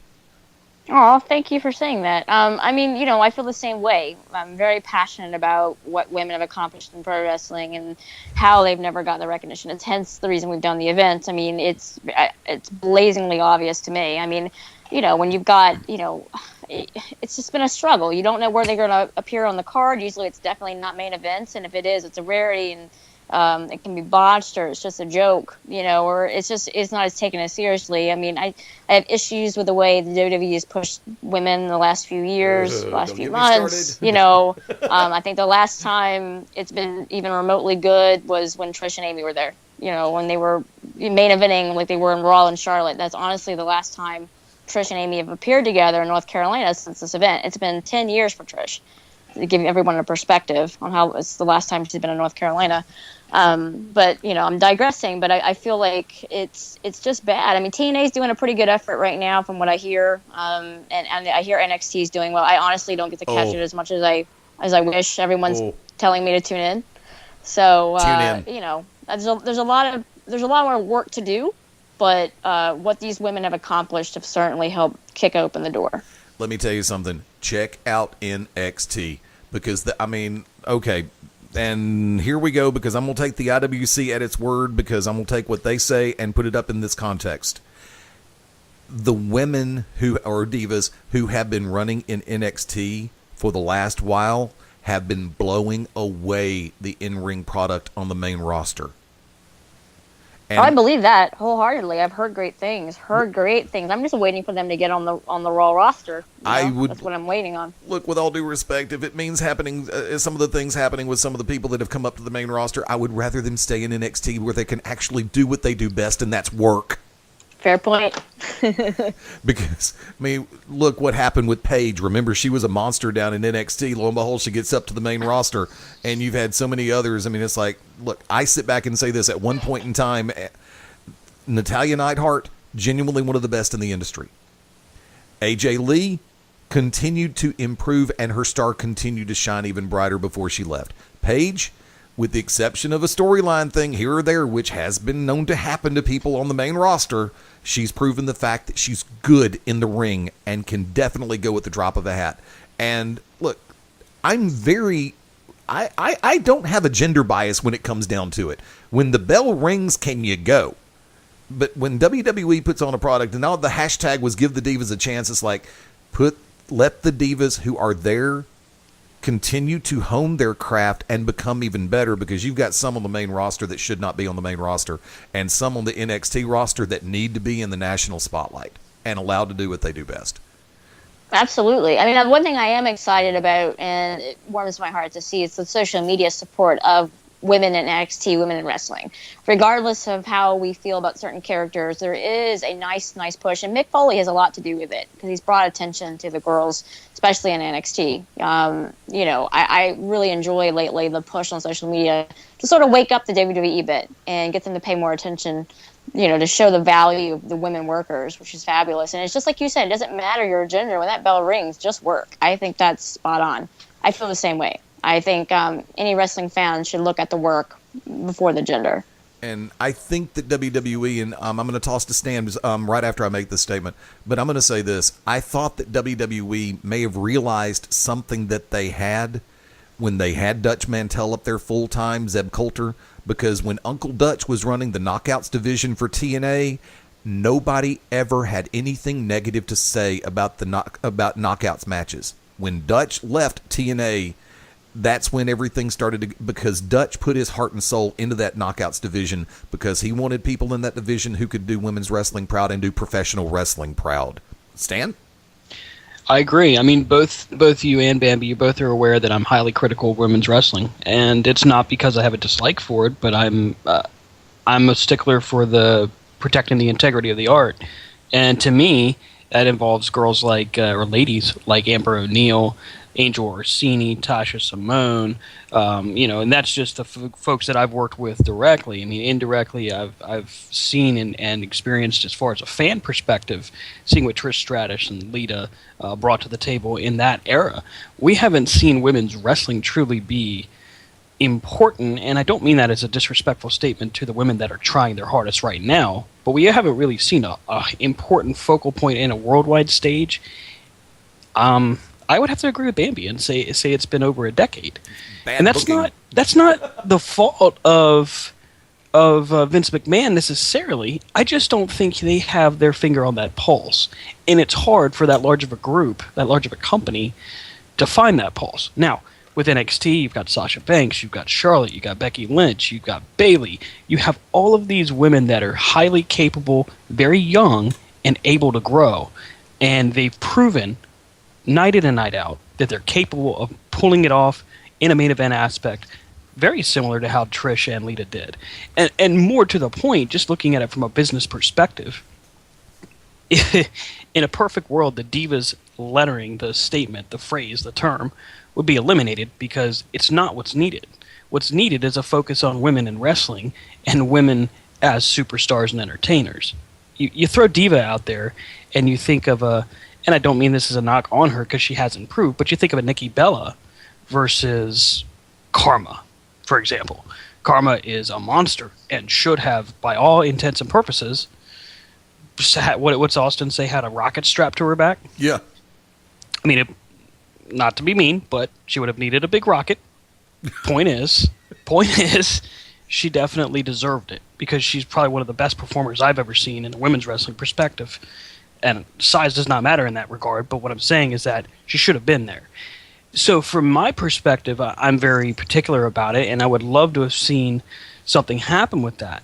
The coolest part of what we're doing right here, and I've told Bambi before personally, but the truth of the matter, and I don't mean this as blowing smoke, it's awesome to see someone with such an awesome business acumen and also be female as Bambi, that's able to put together Masters of Ring Entertainment with her partner and provide a huge opportunity for a fan to really experience not just the past of wrestling, but also the future with the show that's going to be going on. I wish there was more of that. I'm excited to see what happens going forward. That's one of the nicest things I've heard in a while. Thank you, Stan. I really appreciate that. I mean, we really pride ourselves on that. We'll what we really pride ourselves on is there's so many conventions. You're talking traditional conventions, and I kind of, want to roll my eyes a bit because we're not, and we get compared to that. I mean, what we do is more intimate. We really connect with the fans personally. I personally email every fan that buys a ticket.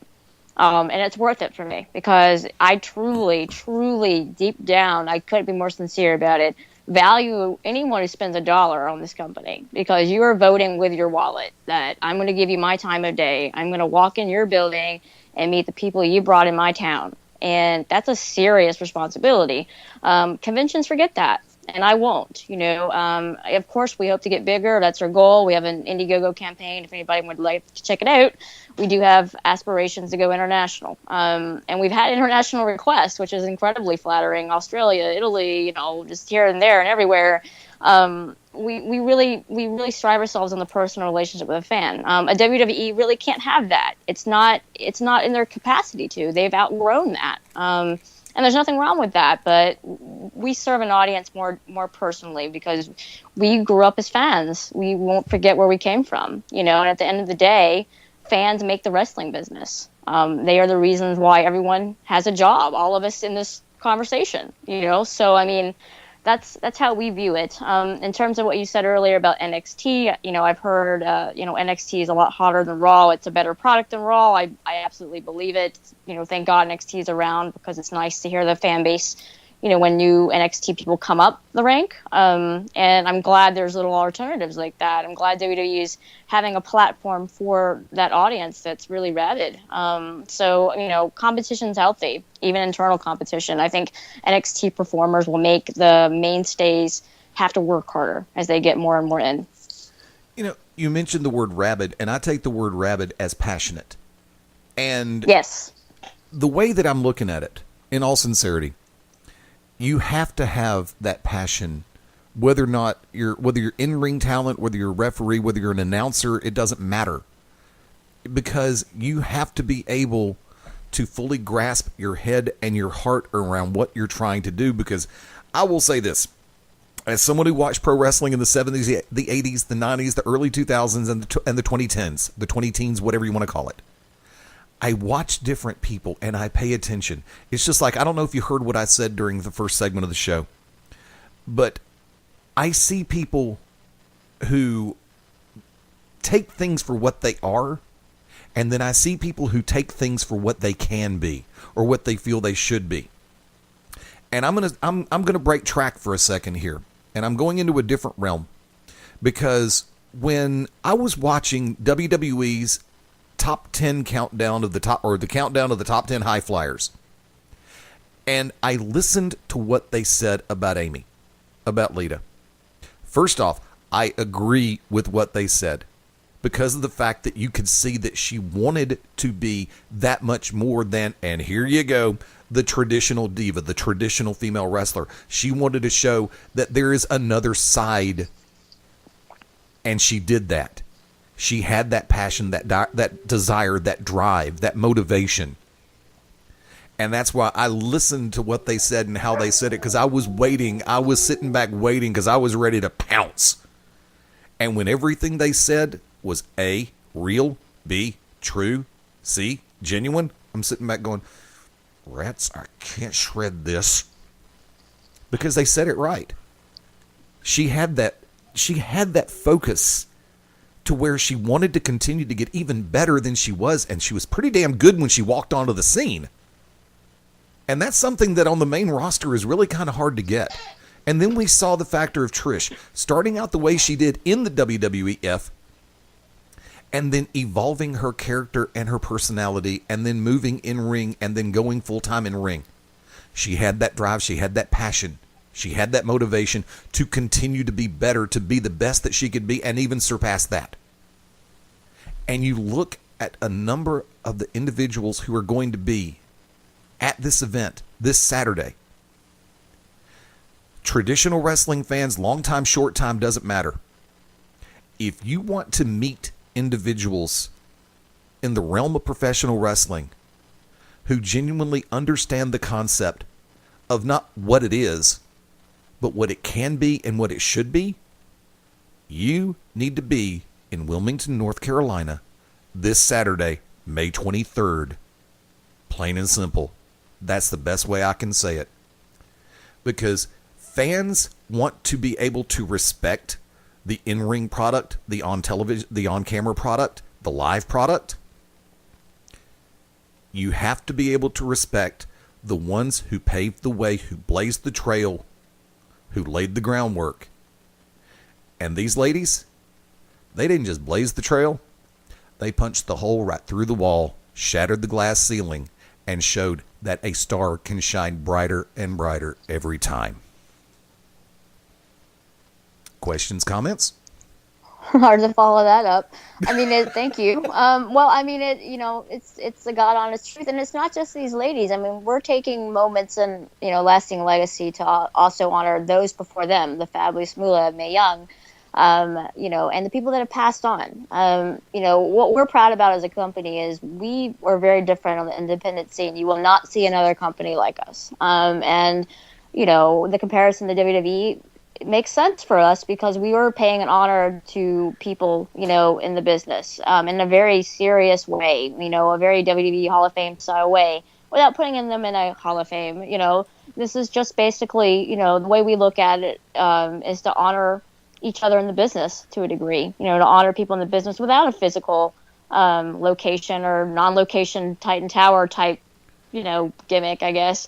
It's not a gimmick for us. I mean, this is something we're extremely passionate and serious about. And you were talking about, the desire to blaze and to be the best. And these girls all have it. And to succeed in the business at all, you have to want to be better, to be better than what you're expected to be, to get to that next level. And if you do that, you stand out. And Trish and Amy both made a career doing that, as did all these ladies.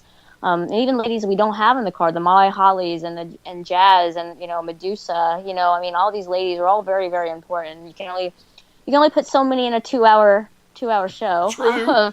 But I mean, it doesn't. No one was slighted. It's not like that. But everyone's got a place in the business. And as far as the diva comment you made earlier, I mean, It's a mixed blessing in a way. I'm passionate about women's wrestling, but I'm also passionate about to know that there are certain caricatures for certain reasons. But at the end of the day, I'm a fan of women's wrestling. I'm a fan of strong women in the business, and the representation of strong women in the business, positive role models for girls. I think that's very, very important. And the Total Diva audience does have an audience. The Bella Twins have a fan base, and that is what's clicking with the teenagers nowadays.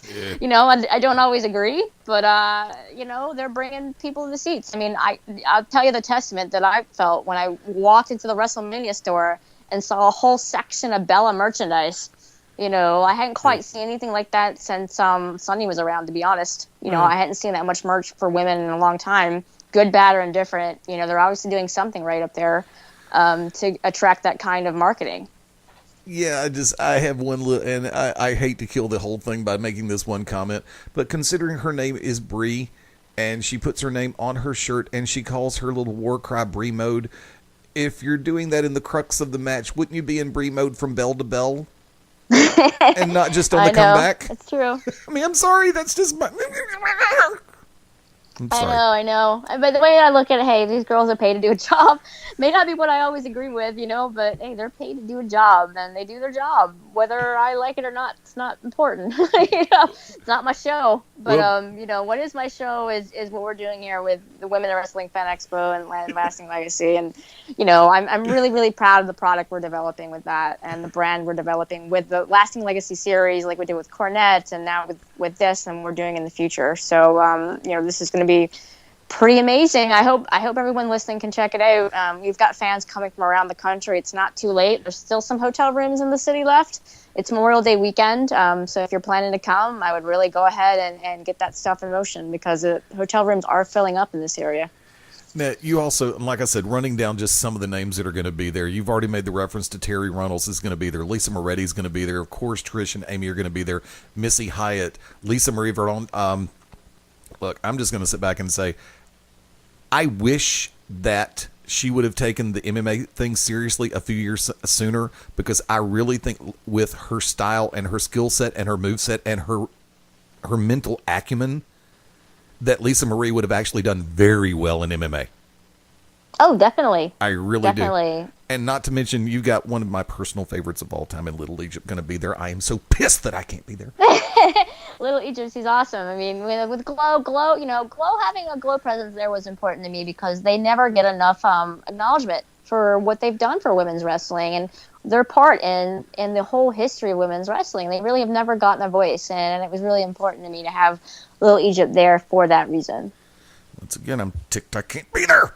And, I mean, it's going to be really cool because, like you said, Lisa Moretti is there, and her part with Glow is very strong, and that's really how most people know her as before Ivory. Even though a lot of people haven't made the connection, like you said earlier. Tina Ferrari. Yeah, Tina Ferrari. I mean, I watched Glow growing up. I have no shame about it. The movie is wonderful, and it was really cool. I was in Las Vegas for the Cauliflower Alley Club, and I got to check out Riviera before they shut it down. So that was really neat, knowing I was going into this event to walk in the hallways, just be like, wow, this is where Glow, was born and where it was popular. Forgive me for saying this, but I'm jealous. No, I mean, I really am. May God forgive me. I'm jealous. I'll tell you what, I wish the teenage me could be there because I had crushes on all those ladies. I'm telling you that right now. Oh, believe me. Aw, it's cool. I mean, it's just, we're of the same age basically, and it's interesting because the teenage me is also like, wow, this is really happening, this is really happening, and it's really surreal. I'm not going to lie. The whole thing is extremely surreal, but it's, the path that I'm on, and I'm really glad this is coming true, And I owe an apology because with all the names that I have mentioned, one that I have not mentioned, and that is the current, unless something has changed, the current National Wrestling Alliance Women's World Champion Santana Garrett is slated to be there from 2:30 to 5, right? She is. She's actually wrestling in the tournament. The show, just so everyone knows, the wrestling show is 12 to 2, and she's competing, and I'm really excited. She's a lovely girl, very bubbly. You've got a tremendous lineup there. Now, do me a favor before we go any further, and this, you should know this is me you're talking to, so I'm going to put you on the spot for this. Sponsors for the event. Who do you give thanks to? Oh my gosh. Well, tagmeadate.com, coolest wrestling dating site ever. So wrestling fans, if you're single, my God, go on there, get on there. It's the OkCupid for wrestling fans. Pretty in Pink Foundation, the nonprofit we're supporting through our art contest. All proceeds for the art contest go to Pretty in Pink. They help women with breast cancer in North Carolina, so it's a great nonprofit. Our friends at One at Equilibrium have returned as a gold sponsor. Southeastern King Mackerel Fishing Club. They're doing a great Special Friends tournament in North Carolina, so check that out. Double Q, 94.5 The Hawk, 102.7 GNI, where Jackie Jordan is from, our co-host, and Coast 97.3. Bronze sponsors, Gone Jerky, Avocare, Family First Tattoo, Vapor Shack, and we're doing an after party at Low Tide Pub after May 23rd. So those are just some of the sponsors. You can see the entire list on our website, mastersofringentertainment.com. You're going to be one tuckered out pup at the end of all of that. Oh, God. But it's cool. I mean, we really couldn't do it without them, and honestly. And, it's really fun. We have a sponsor that's a vendor there from World Ventures who is giving away a vacation. We've got a motorcycle raffle going on for later in the year that someone's bringing in, to encourage the donations for Elite Water Systems. And, we have, actually, we didn't talk about this, but Lisa Marie Varon, she's doing a photo op on a motorcycle from one of our sponsors as well, Hard Knocks Motorcycles. So that's going to be cool. As far as we know, it's the first time ever she's done a motorcycle photo op before with fans. That's cool. Yeah. Excuse me, mark out moment. I mean, what you can't walk in this building, that we're bringing in with her in it and have the opportunity to sit on a motorcycle with her. I just can't imagine why anybody would pass that up. I wouldn't. So, and neither would cool. I would not. Super cool. It would probably be my last act on earth because I think halfway through the photo op I'd have a stroke and just right over. Good way to go, right? Of course. I'm not taking any deaths at my show, so yes, this is have what to delay it. It's like I tell everybody: if they're not feeling good before they come on the show, just go ahead and let me know in advance. That way, I can get ready to go to break in a hurry because dying on air is against company policy. Exactly. We don't have waivers for that. So there you go. The only thing allowed to die around here are my jokes. So, oh. And they do die a miserable death. That's for sure. Thanks, Corey. I mean, Stan. I was waiting. I knew I'd get that one in sooner or later. Now, first off, thank you. And you know I'm going to say this, but you know I don't have to say this because you know you're always welcome to pop in and say hi. It doesn't always have to be a special occasion. Oh, thank you. And I don't know how you guys talking about, ribbing each other made me think of this, but before I forget, WrestleCade is also a sponsor, and they're bringing in former TNA star Tappa. So she's awesome, and she's also in the tournament, so I wanted to acknowledge that as well. No, but I would love to come back on. I appreciate the open invitation. You guys just know my schedule. It's easy to knock on my door, see if I'm breathing myself. So, no, I enjoy coming on. It's a treat. Now, do me before we let you run, and for those who haven't made it over to the website yet, whether you're listening live or on replay, go ahead and let everybody know ticket availability and cost real quick. Oh my gosh. So if you want to come, definitely buy early. Highly recommend, because I can't promise availability at the door. They are selling. It's at mastersofringentertainment.com online. If you would like to purchase in person in Wilmington, if you happen to be in the area, it's Yellow Dog Disc on South College Road. And, those are the two ways to do it besides at the door. Tickets are $20 general admission for the Expo. And for the nighttime event lasting Legacy, the general admission is $25. $99 VIP tickets for the entire day, which includes the special VIP Q&A. Get you in the door early. Have a great seat. Can't beat that. It's going to be tremendous. I wish I could be there. And I'm going to say this, folks, if you have the opportunity, I don't care if you're an hour away, 2 hours away, 3 hours away, 1 state, 2 state, 3 state. This is going to be worth the trip. Walk, run, steal a car. No, don't steal a car. I'm kidding. Hey, Fast Eddie Layne said I should steal a car to come up. Do you actually listen to what I say, people? Come on. This is me. Nobody listens to what you say. What? Wait, what?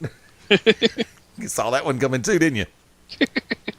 But seriously, if you have an event like this that you just heard is not just going to be point and click. This is going to be fan interactive. Where do you get that? You don't half the time. You really don't. That's why this Saturday is going to be such a special time in Wilmington. Like I said, I would kill for the opportunity to be there, and I would love to be able to be there, just like I know Stan would. So, folks, for those who can, definitely check it out. Get in a car, get on a bike, get a dog sled. I don't care. Find a way. Get there this Saturday. The Women in Wrestling Fan Expo, Lasting Legacy, all brought to you by Masters of Ring Entertainment. And, of course, once again, the website is mastersofringentertainment.com. She thought I was going to throw it to her, but I decided to go and take it myself. Yeah. I did. I was anticipating. I was like, oh, here comes football. Got to catch it. But no, I want to correct myself because, what do I know? I run the company. So it's $30 to get in the evening. I'm like looking at my poster. I'm like, oh, I said the wrong thing. So no, $30 to get in, guys. Sorry about that. Trust me, I've done that. I've done that before. Bambi, thank you for coming on. Greatly appreciated. Now, real quick before I let you run, how can everybody keep track of not only Masters of Ring Entertainment, but you? Oh, goodness. Well, honestly, best way is through the Facebook and Twitter, Masters of Ring. Masters of Ring 1 on Twitter, Masters Entertainment on Facebook. Bambi Weavil on Twitter, though I don't know what it means to have free time, so I'm kind of sparing about my tweets. That's honestly the best way.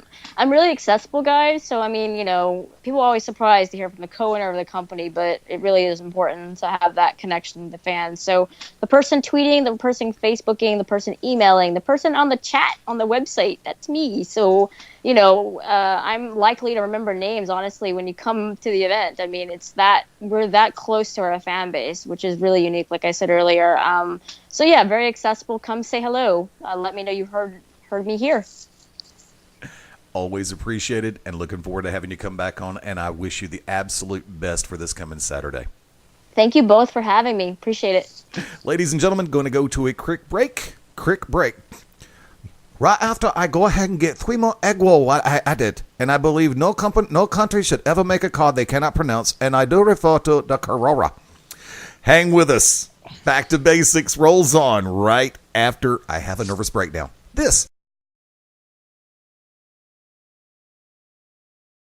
Hey, this is Stan Grubb for WrestleRage Radio right here on BeyondRingside.com. Join us every Sunday night, 9 p.m. Eastern Standard Time for myself and Smart Rage as we discuss the professional wrestling business from WWE, TNA, and all things in between. We'll have an interview here or there. We'll see what we can do to just keep you entertained. And along the way, we're going to have to bring up some emotion and make you think. That's what we like to do. So join us here on Sunday nights, 9 p.m. Eastern Standard Time, and we'll see you at WrestleRage. Sunday nights at 11 p.m. Eastern here on BeyondRingside.com. Join us for the Midnight Black Mass. Myself, the Reverend Dan Wilson, brings you the dark gospel of professional wrestling, uncensored, unedited, uncut, and not for the faint of heart. You can find out more about us at youtube.com/pottyhumor or subscribe at Potty Humor on iTunes and Stitcher today. Howdy, friends. This is the Magic City Motormouth, Fast Eddie Layne, with your invitation to join yours truly, along with Mark Mabo Bowman and the Oracle of Ominous, the Wicked Nemesis, every Sunday night, 6:30 p.m. Eastern, 3:30 p.m. Pacific, for Beyond Ringside Live. Wrestling, mixed martial arts, sports talk, and a whole lot more. Keep your eyes open on BeyondRingside.com for all of upcoming show information, and of course, catch us on social media as well. Until then, we'll see you this Sunday, 6:30 Eastern, for Beyond Ringside Live on the Beyond Ringside Radio Network. And this is Kenny Kip Kennedy, master of Kenny's Kempo Karate. Hier spricht Tassilo Jung von Western Extreme Wrestling. This is the Dark Child, Chance Crawford, NWA National Heavyweight Champion. This is the Temptation, Sean Tempers. This is Jacoby Boykins, a.k.a. the Alabama Ambassador, Mr. 256. This is the Bee's Knees, the Casper Pajamas, and the whole shebang. Johnny Gargano. This is Bill Darrens, and you're watching, you're listening, you're experiencing Beyond Ringside. And you are a better person for it. Trust me.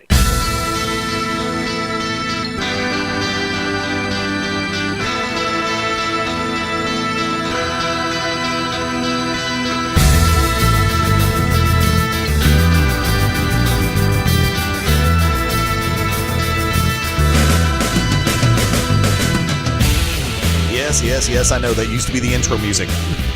And that goes to hour 3. Welcome back into Beyond Ringside, Back to Basics, 5 minutes after the top of the hour. Fast Eddie Layne, live from Studio One, welcoming back in from a partially undisclosed location. Stan Grubb, what's up, brother? What's going on, everybody? We do that for a reason around here, because we never know if the NSA is paying that much attention, even though we know the WWE is. I hope they're not paying attention to me, because that would be creepy. You know, I had a moment of illumination this past Sunday night and after the pay-per-view. And I'm just going to go ahead and lay it out there like this.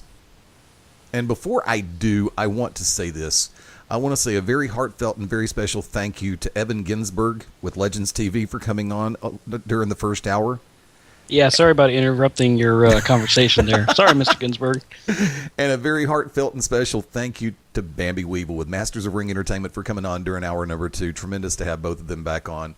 Always welcome. Always great to hear from them, because I know there's always something going on. And it's always a hell of a lot of fun. You know, Eddie, and if I could jump in there, and I've said this privately to her, and I know that I'm hoping she hears this. It's important to me for people to know when somebody has a positive impact and helps you to move forward in a good way. You know, we talked about it off the air just in our production chat there a little bit. You know, a couple years ago, there was a point where I wasn't really who I wanted to be, and everything around me fell apart. And one of the people online and through wrestling in general that not one time wavered or even had a hesitation to doubt that I ever saw about what was going to take place next was Bambi Weavil. And she's got to be one of the sweetest people I've ever seen as far as wrestling is concerned, but just as a person. And I mean what I said. It's truly not blowing smoke as far as business acumen, because it's impressive to see the success that she's going through. It's well-deserved, mind you. But the hard work is certainly paying off for her. And it's so cool just to hear the people that she's got coming in. And these are all, as she's pointed out, very real people, but also very hardworking, committed, and driven women who have had a huge impact on wrestling. So from a fan perspective, but also from a personal perspective, I'm very happy to see that play out. I wish I could be there in person to show support, but I will definitely be there in spirit. You and me both, brother. And I'll wait till about midnight Central, which will be at 1 o'clock Eastern, and I'll have a double shot of Cuervo just for her. Silver, 1800, the good stuff, top shelf, super premium. Does it matter if I just drink ice water for that? That's fine. Okay, cool. Because I'll drink ice water before and after, just not during. You know, where my brain was this past Sunday, and Stan, you and I have had this conversation. I made the statement before the pay-per-view that I wasn't even planning to watch it. I think that's a popular statement that a lot of people made. Because there didn't seem to be anything that was just jumping out at me. There wasn't something that was just saying, you got to see this. Oh, you mean like Elimination Chamber that's coming up in 2 weeks? I've got to see that. You brought it up earlier, and talking about Kevin Owens and John Cena. First off, how do you put a guy on the map? You let John Cena take a whipping from the guy, and that's what Kevin Owens did.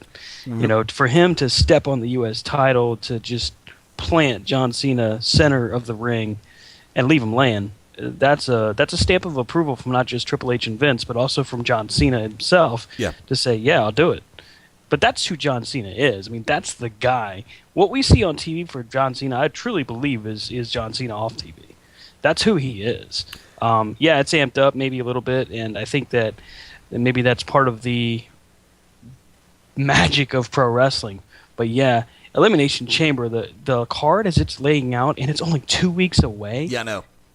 People are going to subscribe to the network just to see Kevin Steen or Kevin Owens. See, Eddie, I can do it too. take on John Cena and hopefully win. Now, if he loses, does it matter? Not at all. Not at all. All he's got to do is have a good showing, and who better to go in the ring with than John Cena?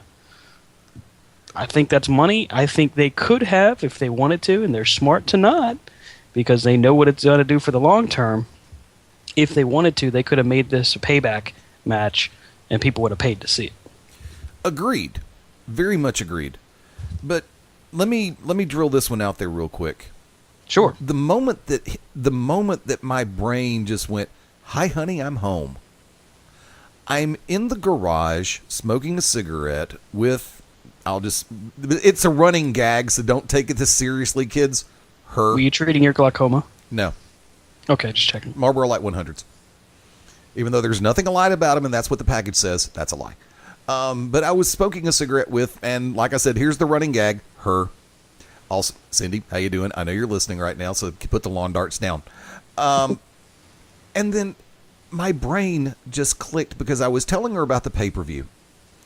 And I said, the funny thing about it is, I went into the pay-per-view originally not even planning to watch it. I had no care, no concern, no worry in it. I had no emotional investment in it. And then lo and behold, I said the magic words. I had no expectations whatsoever. Ding! Light bulb, 500 watts. Oh, yeah. Yeah. I mean, you were talking about that with Evan earlier, Mr. Ginsburg, rather. Expectations for wrestling nowadays is ridiculous. The way fans treat it, WWE, if they don't have a WrestleMania caliber event every single pay-per-view, God, the Twitter is just ridiculous to look at. You get to a point where you don't even want to read it. I used to follow ProWrestling.net almost religiously. It was a great website. It still is. I mean, they have good news information there from time to time. But it got to a point where I stopped reading their information because their reviews were so editorial. Same thing with the Torch. Yes, and that's one of the reasons that I really don't follow a lot of dirt sheets anymore. Is because of that. Because it's not just dirt anymore. Now it's these, opinion pieces when it's supposed to be just tell me the results of the show. Just tell me what happened. Let me decide for myself. But I mean, expectations are ridiculous nowadays. And that was the moment that it all clicked, because I didn't have expectations. I went into it totally neutral. Zero weight stake, zero positive or negative. It's like, oh, this is going to suck. This is going to be great. Nope. I went in going, let's just watch. And, I feel bad for certain people, whether they be in wrestling and mixed martial arts and boxing and in traditional sports, so to speak, even in the entertainment industry, because the most anticipated movie to this point in the year was The Avengers. Do you think for a second that these people are smoking a fat one and going, God, I hope everybody enjoys it? Because the expectations for that movie were so high. Too high, actually. Too high. Here's the thing. I had to apply my own idea to a previous movie, Iron Man 3. Because remember, it was in the precarious position of following Avengers. So the common misnomer from a lot of people was there was going to be a continuation in the storyline of the Avengers in Iron Man 3. And when that did not happen, you had a multitude that were disappointed because that didn't happen. Their expectation was not met. I went back and said, Eddie, you're an old school comic book guy. I've got Iron Man comics. I've got Avengers comics. 9 times out of 10, there's not going to be a crossover unless it's part of a series. This was not scripted to be a part of the series. I went back and took that psychology, that mindset, cleared the head, watched Iron Man 3 again. I like that movie. It's really good. And every time I watch it, I've watched it like 15 times. It keeps getting better. Because I see little things that are done throughout the movie. And I'll do the same thing with the pro wrestling television show. I will go back and watch a match. Because you've heard me expound on situations where I think it was late last year when it was Red Dragon taking on the Addiction. And I just raved about that match and talked about the fact of how Red Dragon, Bobby Fish, and Kyle O'Reilly had evolved into being a great tag team. Because I said it point blank. When they first started teaming up, I'm going, throw together, give it 5 minutes, it's done. And then I paid attention, and then I started watching. I watched Kyle O'Reilly, and I watched him get better. I watched Bobby Fish, and I watched him continue to get even better. And then I watched them gel as a tag team and continue to get better as a team and earn the right to be called a true tag team. Not just a tag team, but a real tag team. Right. Red Dragon became a tag team. And I'm sitting back going, these guys have mastered the idea and the concept. I love it. No relation to Masters of Ring Entertainment. That's a totally different project, kids. And that's this Saturday, May 23rd in Wilmington, North Carolina. MastersofRingEntertainment.com. Do you get 50 cents every time you say that? No, I just want the autographed picture of Ivory. Well, you better bring some chapstick, brother. I don't need it. I'm a natural-born suck-up, and I can kiss ass with the best of them. So Mabo and Corey, take that. You know, it's interesting. You know, what you bring up is a good point. Sometimes with wrestling, and especially now in the more modern era, the reality era, as Triple H words it, you have to take a step back. You have to you rewind and watch the progress from match 1 to match 50 and see how they've changed. If you look at Nikki Bella, for example, that's a great example of hard work. I mean, look, is she going to be on the level as, you know, AJ and Trish and all of the more accomplished, not to her detriment, but more accomplished than where she is right now? Maybe not. But she has vastly improved over time with the attention she spent on detail in the ring, on how she presents herself on a promo. And it takes studying. It takes learning, not just from what they're doing, but from our perspective as fans, just to watch it. You have to be able to kind of take a step back and I don't want to say suspend disbelief. I don't think that's necessarily the right wording. It's almost as if you've got to be able to learn constantly and become a student of the game. I mean, if you look at a guy like Chris Jericho just talked about the other day, Billy Corgan for Smashing Pumpkins. You know, he's a student of the game. He came from outside of professional wrestling, but that doesn't necessarily matter. The love of the industry itself and what he has been able to bring to the table for Resistance Pro, and now hopefully with what he does with TNA, you know, maybe he's able to kind of pull them out from under the rock that they're on. I hope that he can. As much of a hard time as I give TNA, I would love to see them turn this around. But see, and maybe I've got to say this. They have. And this is the part about it where I get back on my box of Tide or Gain or whichever one is not sponsoring us this week. That would be all of them. That would, yeah, pretty much. So that's a pretty damn big soapbox. When Hogan and Bischoff left, and they were able to start getting things back to the focus that needed to be on, you treat the Knockouts division like it's supposed to be treated. Professionals who can work. You treat the tag team division like it's supposed to be treated. Professionals who can work. You treat the X division and the main event division. Professionals who know how to work incredible, culpable storylines that fans can wrap their hearts and their heads around and make the emotional investment to spend the time or their money. Well, and respectfully, that's where I have to chime in, but that's where they fall short, because there's two problems with TNA's product right now, and one is respect from the management to their talent, because if you truly respect them, you're paying them. Two, the other part of that is you have to respect your fan base, and the one thing that Dixie Carter has not done is been honest with her fan base. She can say what she likes about her talent, and she's got a top-notch roster. I totally agree. You do have some phenomenal matches going on, but if you cannot pay your people, if you cannot respect the business side, everything else will fall apart. I must say this. The acumen of an entity, individual or group, when it comes to the professional wrestling industry, sport, drink, business, is how everyone perceives the circle. Okay. When you surround yourself by intelligent individuals who have a grasp on the situation, who have a clue, you can normally steer the ship in the right direction. When you have someone, i.e. Dixie Carter, at one point in time had nothing to do with the world of professional wrestling, then managed to get her way into professional wrestling, there have been business, not on air camera, not behind the scenes, but business decisions made by Dixie Carter and those around her that have done nothing more than hurt the company. Look, I'm going to go ahead and do this one real quick, and I'm just going to lay this one out there. It still pisses me off to this day the way things were handled with Taylor Wilde, a Knockouts champion who was being put over at the top tier, who was having to continue to work as a manager in Sunglass Hut because TNA was not paying her enough money.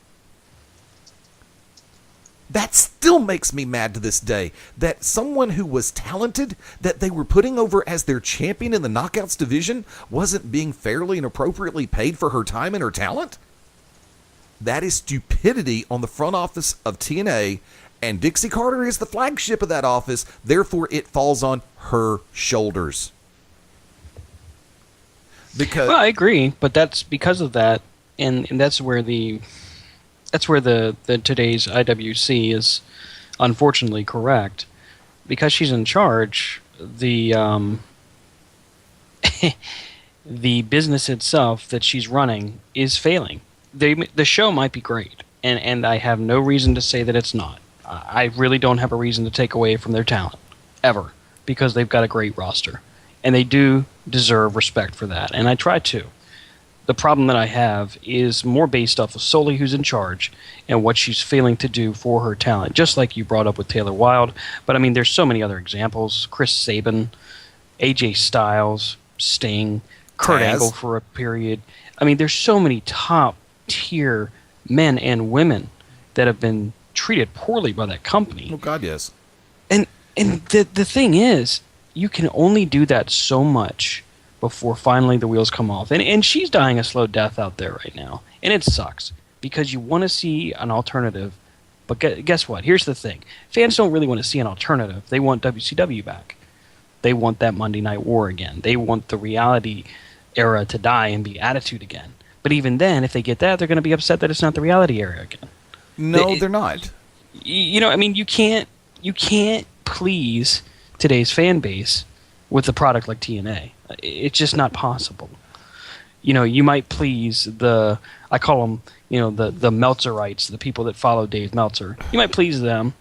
You might please the ordinary, everyday, average John Q. Public fan, but you're never going to please them both at the same time. No. I agree wholeheartedly. I mean, and for all the flack I give the guy on Twitter, I have to point this out. This is where he's correct. A guy named Chill Mascaris has always pointed out, every single time I've seen it, TNA continues to fail in the regard, and this is where WWE fails as well, of paying the proper attention to their fan base and to their talent. Now, in WWE's case, they're big enough and they have enough money where they can hide it and disguise it very well. And WrestleMania shows that every year. You know, TNA, on the other hand, doesn't have that. I have to say this, but also one of the things that TNA does, and this is something they continue to do, and it really just irks me no end. Right. It's the Big Show syndrome. when you have Bobby Roode and Austin Aries and Oh Bubba my Ray gosh. and so many different Yep. individuals on the roster. 1 minute they're babyface, the next minute they're heel, the next minute they're face, the next minute they're heel, the next minute they're tween, the next minute they're the Backstreet Boys, the next minute they're In Sync, the next minute they're One Direction. It's like, can we do and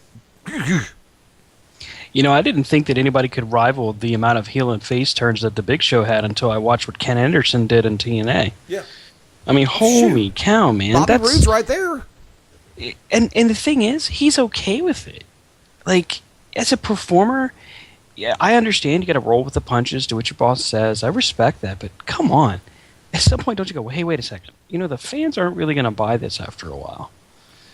And once again, therein lies the funny part. Because a lot of the times the fans can look past, and I'll sit back and say this from first-person shooter position as well as third-person. I can look past as long as the in-ring product justifies and exemplifies what is happening with the character and the storyline. If you've got a situation, and I love the fact that they now have Austin Aries and Bobby Roode calling themselves the Dirty Heels. Hello. Is there another babyface name that you can put on a tag team? I don't think so. But the problem with that, though, and this is where wrestling purists are just dying a horrible death, when they call themselves the Dirty Heels, it's like, okay, is kayfabe dead now? And then you go through that same tired, boring debate of kayfabe being dead. And it kills you. It kills what TNA has done with such a great set of guys as far as Aries and Bobby Roode, who, and I think a lot of people know this, I wasn't always a fan of Bobby Roode, but when you see what he's doing the past 3 years, the guy deserves every ounce of credit you can give him. I wish someone would step up. I wish that there was a way that a Paul Heyman or a Shane McMahon could take control of that company and gear it to what it needs to be. I don't know if it'll ever happen. I don't know if it's even possible to survive that way anymore.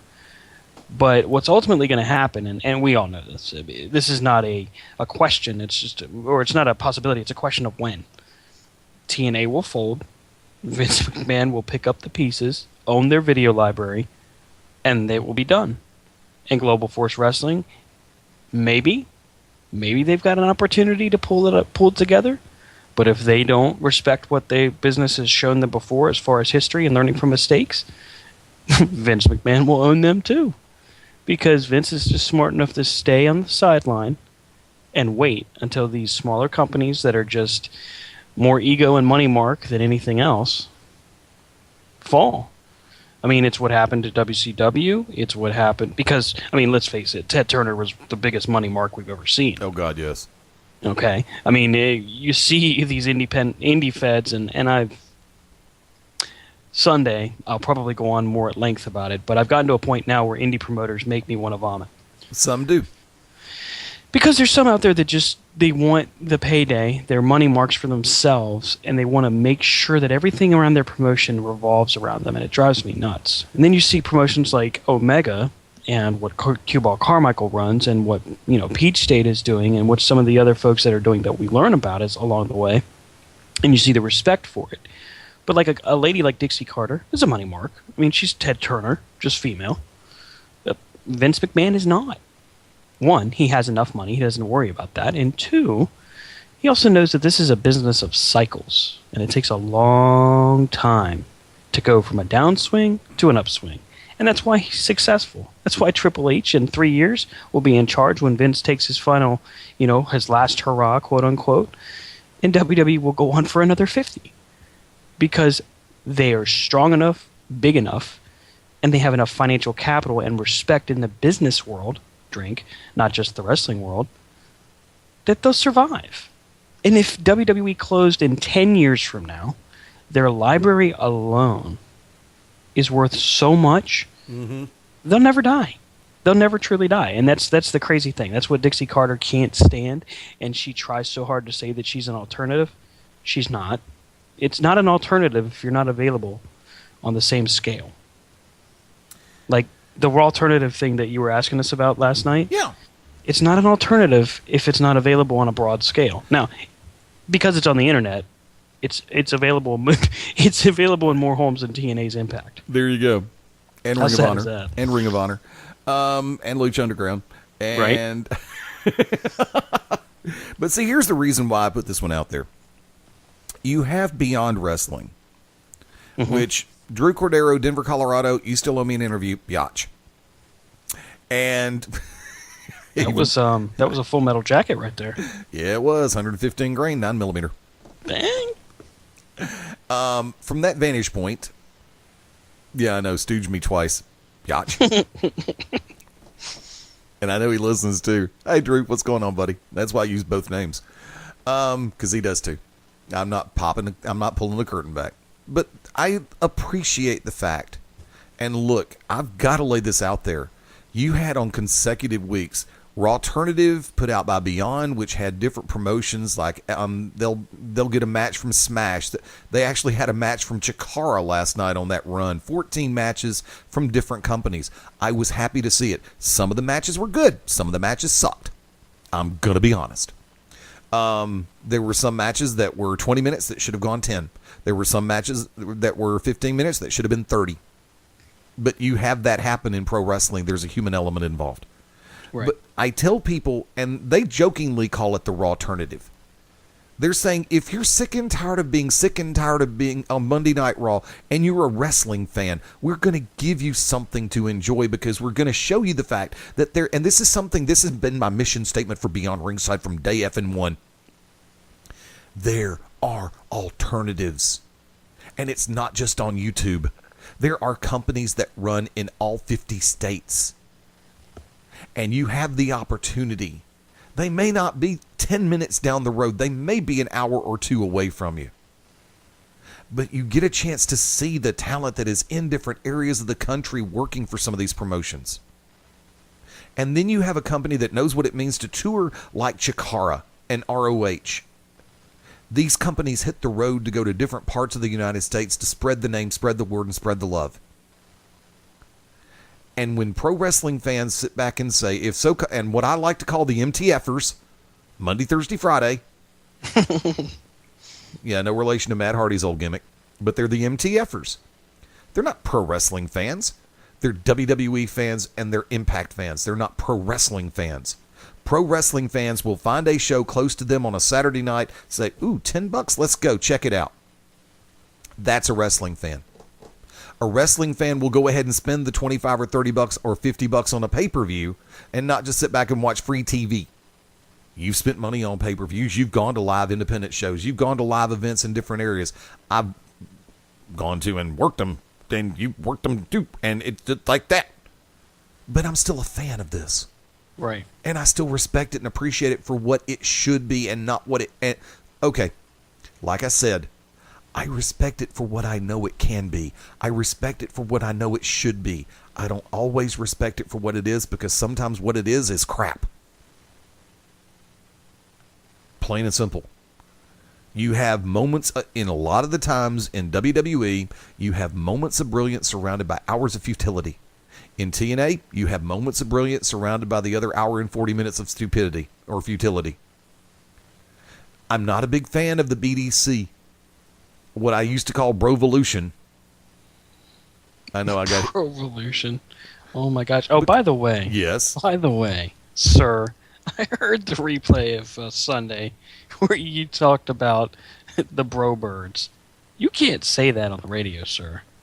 Address all complaint letters to 1600 Pennsylvania Avenue, Washington, D.C., because they give less of a crap than I do. I mean, if I send a letter to Obama, I think he might actually respond because of the bro birds. That was funny. I liked it. Well, I sure as hell wasn't going to call them the blackbirds. But you just said it. You said it then and you said it here. I know. I don't care.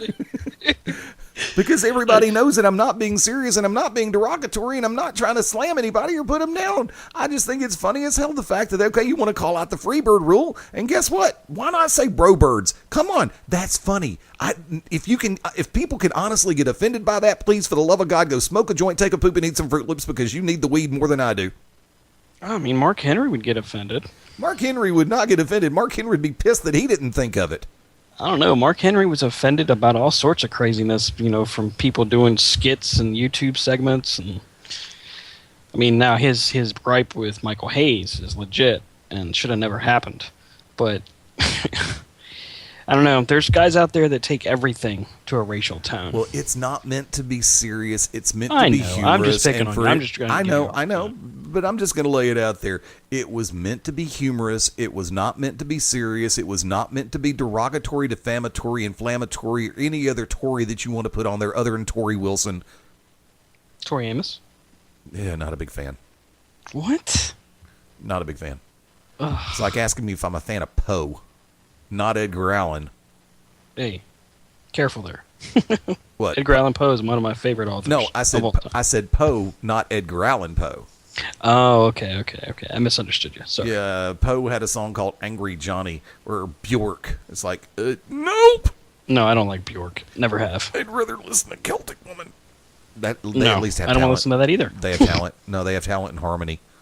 Look, I'm a sucker for harmony, okay?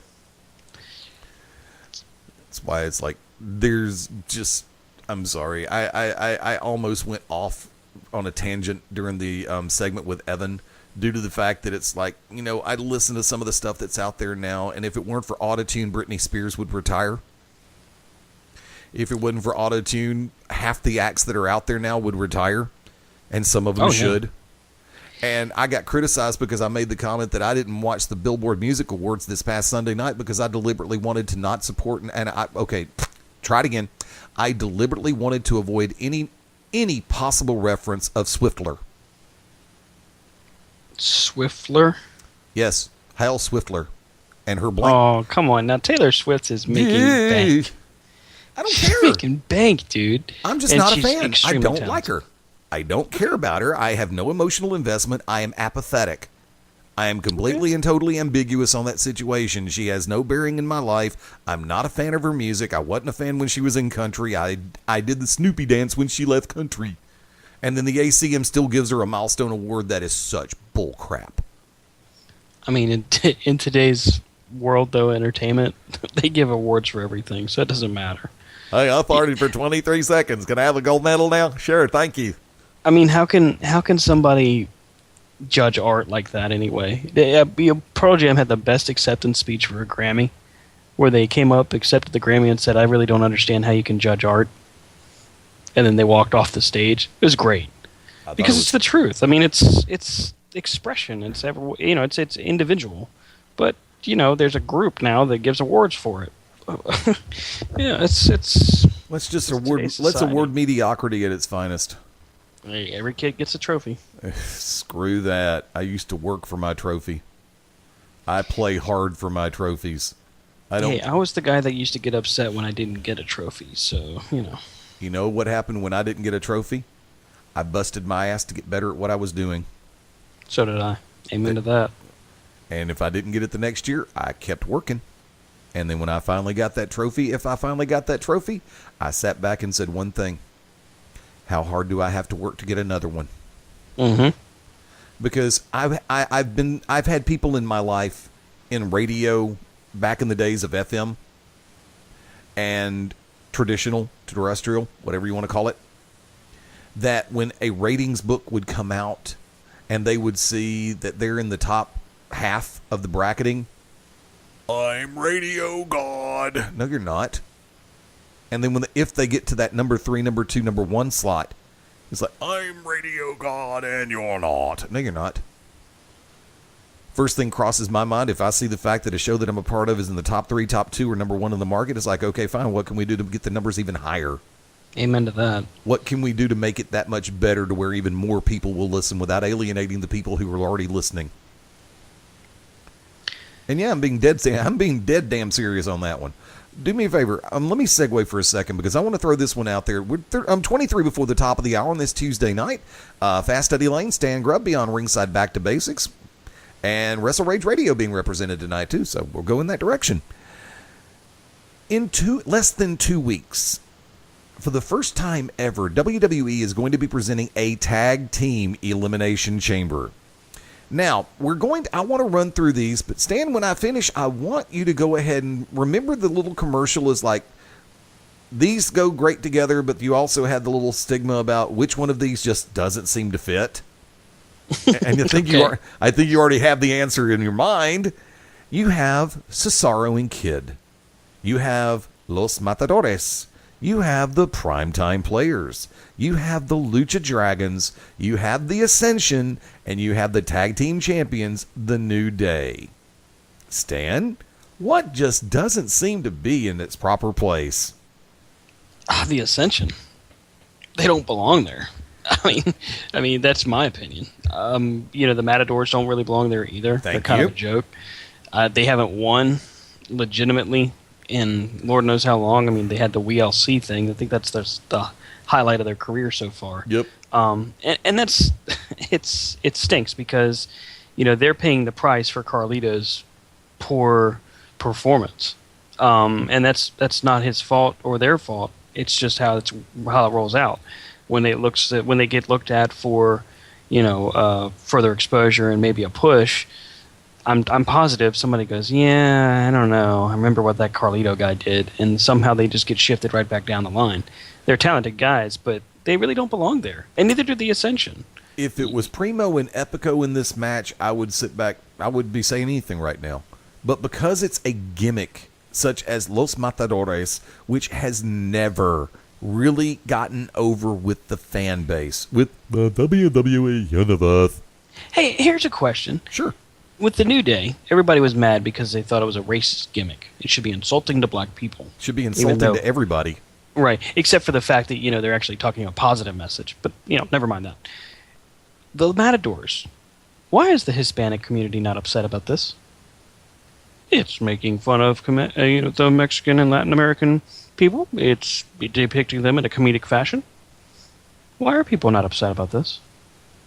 I cannot answer that question because I don't know. It's just something I noticed. It's just like when LAX was out. People didn't pitch a fit about that. Because LAX was badass. True, but they were stereotypical. It doesn't matter. They were badass. Look, I'm going to sit back and say this 100%. I'm going to say this without any fear of reprisal. If you put together a team or a faction based on an ethnicity and put them over as a badass or well-educated or good team, no one says a damn word. But if you make it look like a joke or make it look derogatory or make it look inflammatory, there's your two Tory references again. Hi, Tori Wilson. I still like you. And I've never stalked you before in your life. Or mine either. But if you make it look like that, if you make it look like a joke, then people will get up in arms at the drop of a hat 9 times out of 10. But once again, if you make it look credible, believable, and yes, I'll use the word again, badass, people won't say a negative word about it. Look, you have people like me who remember the fact that Ron the Truth Killings is a 2-time National Wrestling Alliance World Heavyweight Champion. Please tell me the last major championship that R-Truth has held. Intercontinental title, U.S. title, tag team titles. The last major title he held, and how long has it been? Let's see. The tag titles was a couple years ago. U.S. title was a year and a half ago. And he stole the Intercontinental belt. Oh, that's right. He didn't actually hold it. My bad. It's okay. So, I have a problem with the R-Truth character because of the fact that I do feel it is a very stereotypical gimmick. At least that's a legit, at least that's a legit thing as far as a concern. Not like, nobody got upset about Crime Time, which bothered me. Crime Time was built-in comedy.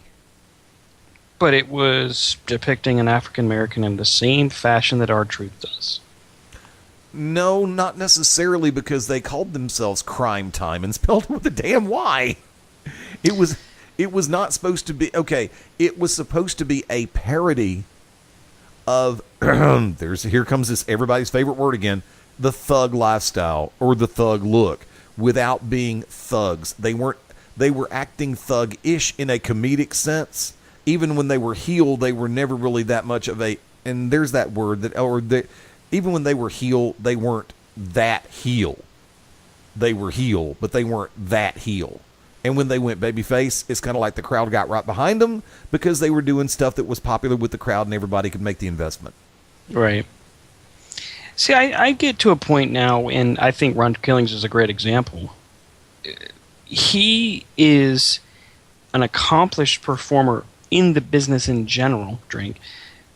So his success in WWE, to me, it's minor compared to what he's experienced and succeeded with in the business in general. Drink again.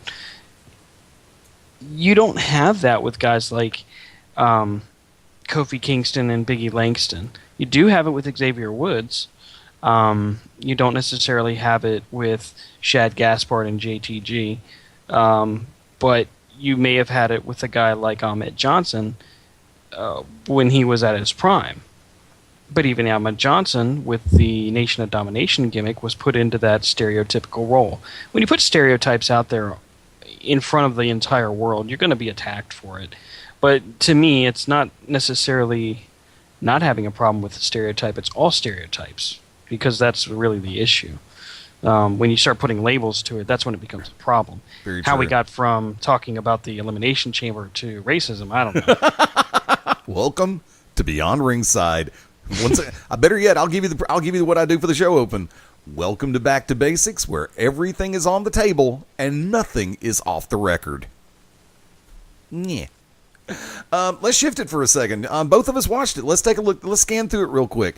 Pre-show match for Payback. R-Truth versus Stardust. Personally, I enjoyed the match. They kept a good pace. They kept a good psychology involved. And I'm not really going to use the word psychology that much, but they kept it credible. They kept it believable, and they kept it fun. I enjoyed the match.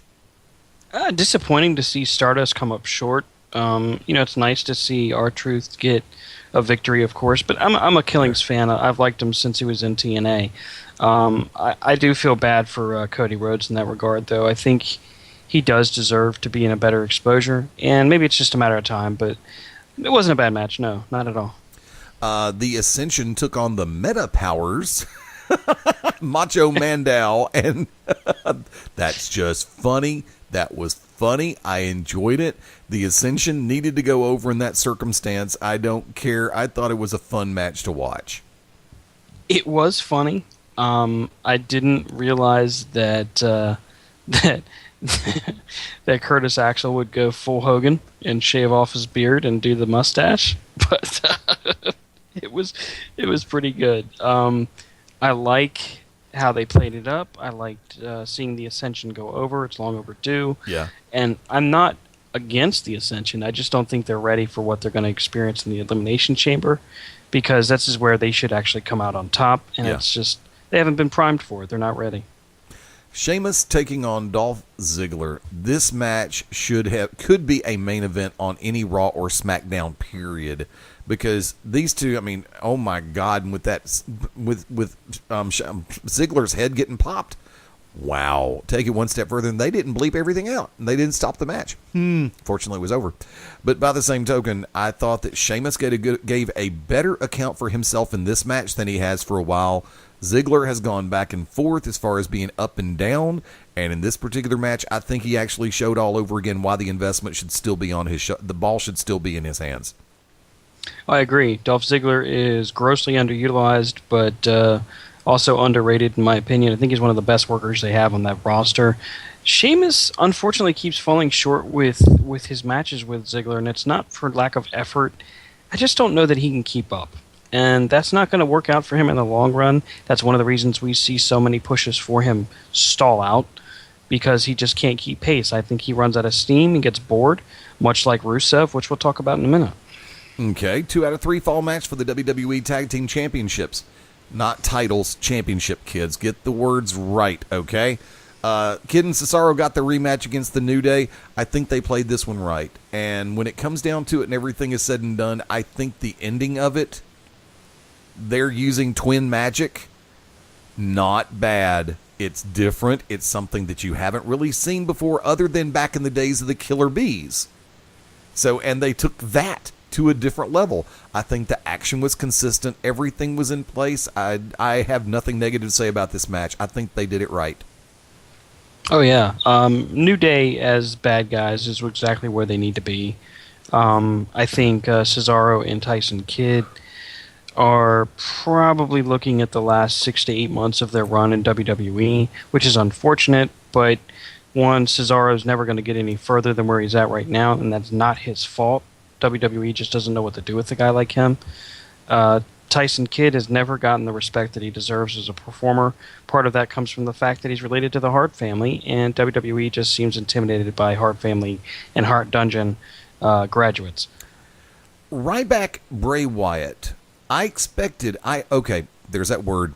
I hoped for a little bit more in this match because Ryback has been on a good run and seems like he's a little bit more comfortable in certain roles, and I think Bray Wyatt has just got it to the nth degree.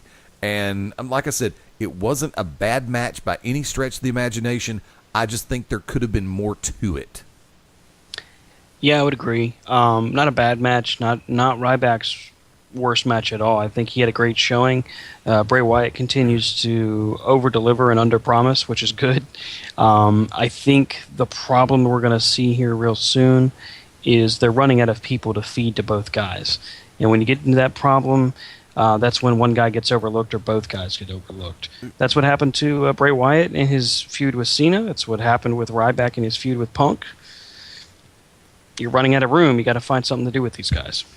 I think that they honestly, and this would be almost a good time to go ahead and to trigger Silver, Scout, Seattle Slew. Yeah, let's beat a dead horse.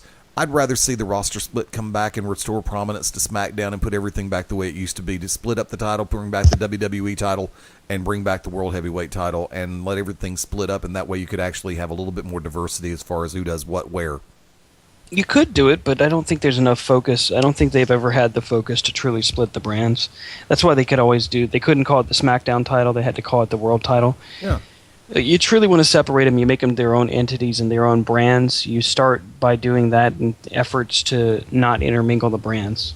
That's what you have to do. I think back in the day when they first did it, that was the way to do it. You have one pay-per-view called Bragging Rights, and you let them go there, and you let them go at WrestleMania or possibly even Survivor Series. And that's it, exactly. Or Royal Rumble. I mean, because they did it right on Rumble. You could challenge for your respective title, either one. And I think that added to it. But that's why I would love to see the roster split come back and put everything back in place, because I think the Authority is a dated concept. I think Triple H and Stephanie have been doing it to a great degree because of not bringing in somebody else for the general manager position, although, there's some people I'd love to see do it. But I'm honestly at a point right now where I feel, and with all due respect, I think the Authority is a dated concept, or at least this incarnation of it is. Speaking of Cena Rusev, U.S. title, I'm going to sit back and say this. I had because of the fact that I had made the statement that WWE's painted themselves into a corner. And lo and behold, you have the situation in play where I knew beyond a shadow of a doubt Cena was going to go over. Everybody was on the bandwagon that it was going to be Lana to throw in the towel, pull the Arnold Skolin and Bob Backlund from back in the day. And I'm just... even knowing these things in play, Cena's the man who never says quit. Never give up. That's what the towel says, and they make a fortune on that damn thing. When it all comes together and everything is said and done, the only thing I didn't like about this match was there was no suspense. You knew what was going to happen. You knew in your gut what was going to happen, even if you didn't read the dirt sheets. There was the friction between Lana and Rusev that has been there for the last few weeks. There is the fact that Cena doesn't give up. There's the fact that Rusev, a lot of people are saying, was becoming disgruntled and laid back and a little bit passive about his role. He was being painted into a corner. With everything, they put him over the world's largest athlete. They put him over the world's strongest man. They put him over so many different characters, and yet he falls to Super Cena. Fans were pissed. And they've kept the storyline alive up through this past Sunday. I'm glad to see it's going to go bye-bye. It's a 3 and done. Thank you. But as far as it goes with the match, it's better than what I would have imagined, with the exception of the fact of Kyoto and that damn microphone every 3 seconds. Do you quit? Do you want to give up? Do you want to say I quit? It's like, dude, the microphone and you are not the star of the show. The talent is the star. That Kyoto, love him to death, great guy. Hell of a ref. He is the WWE's Tommy Young. Look it up, kids. But I honestly have to sit back and say that it was way too many times asking if he wanted to quit. Stan? They presented the match in the right frame of mind. I understand that there's some fans upset with Cena winning, but there's always some fans that are upset with Cena winning. I think what Rusev is going to find out now is how he truly is as a performer. Because you've seen two different types of approaches to guys that finish a feud with Cena. You know, in Bray Wyatt's case, it took him some time to rebound, but when he did rebound, I mean, let's face it, he had a heck of a match with The Undertaker. Yes. Going into that, we weren't sure. Very true. Guys like Seth Rollins and Randy Orton and Daniel Bryan, those guys found ways to be successful after Cena, even if they lost. So you know that it's possible. I think, and this is unfortunate, but I think Rusev is his own worst enemy. You can tell he was disengaged from the beginning of his promo, or not his promo, but his program with Cena. He just wasn't interested. You can tell that because there's a lack of like a hunger. Maybe because he knew how it was going to end. That makes sense. I'd be frustrated too. But the problem with that is the fact that he was put over the Big Show and Mark Henry and Jack Swagger. What you have to remember about those guys, with the exception of the Big Show for most of that, is that Mark Henry and Jack Swagger were mid-card level at best. And the Big Show is the Big Show. I mean, you can't take anything away from the guy, but at some point you have to call a spade a spade. Yeah, but they were all individuals that had been put over as world champion or WWE champion at one point in time. Very true, but at the same point, what you have to remember is a guy, a monster heel like that, is going to have to be toppled by only a top-tier talent. And John Cena is the only guy that they have capable in the face role to do that. Jack Swagger couldn't pull it off. Mark Henry couldn't pull it off. The Big Show couldn't pull it off, and that was because of the fan reaction. Oh, and God, don't forget Big E Langston, former national powerlifting champion. Big E Langston had the best match with Rusev 2 months in a row, and not only did he not get any reward for it, but Rusev didn't get chastised for it, and Rusev was the one blown up. You don't get to be that size and get to have an off night. It's just not okay. When you look at The Undertaker, how many times has you ever seen The Undertaker blown up? You could probably count it on 2 fingers. True. Big Show, probably one hand. Mark Henry, not so much. Yeah. But the truth of the matter is, when you're that size in the WWE, in the land of giants, you'd better be able to keep pace. And that's not a benefit right now for Rusev, because he can't.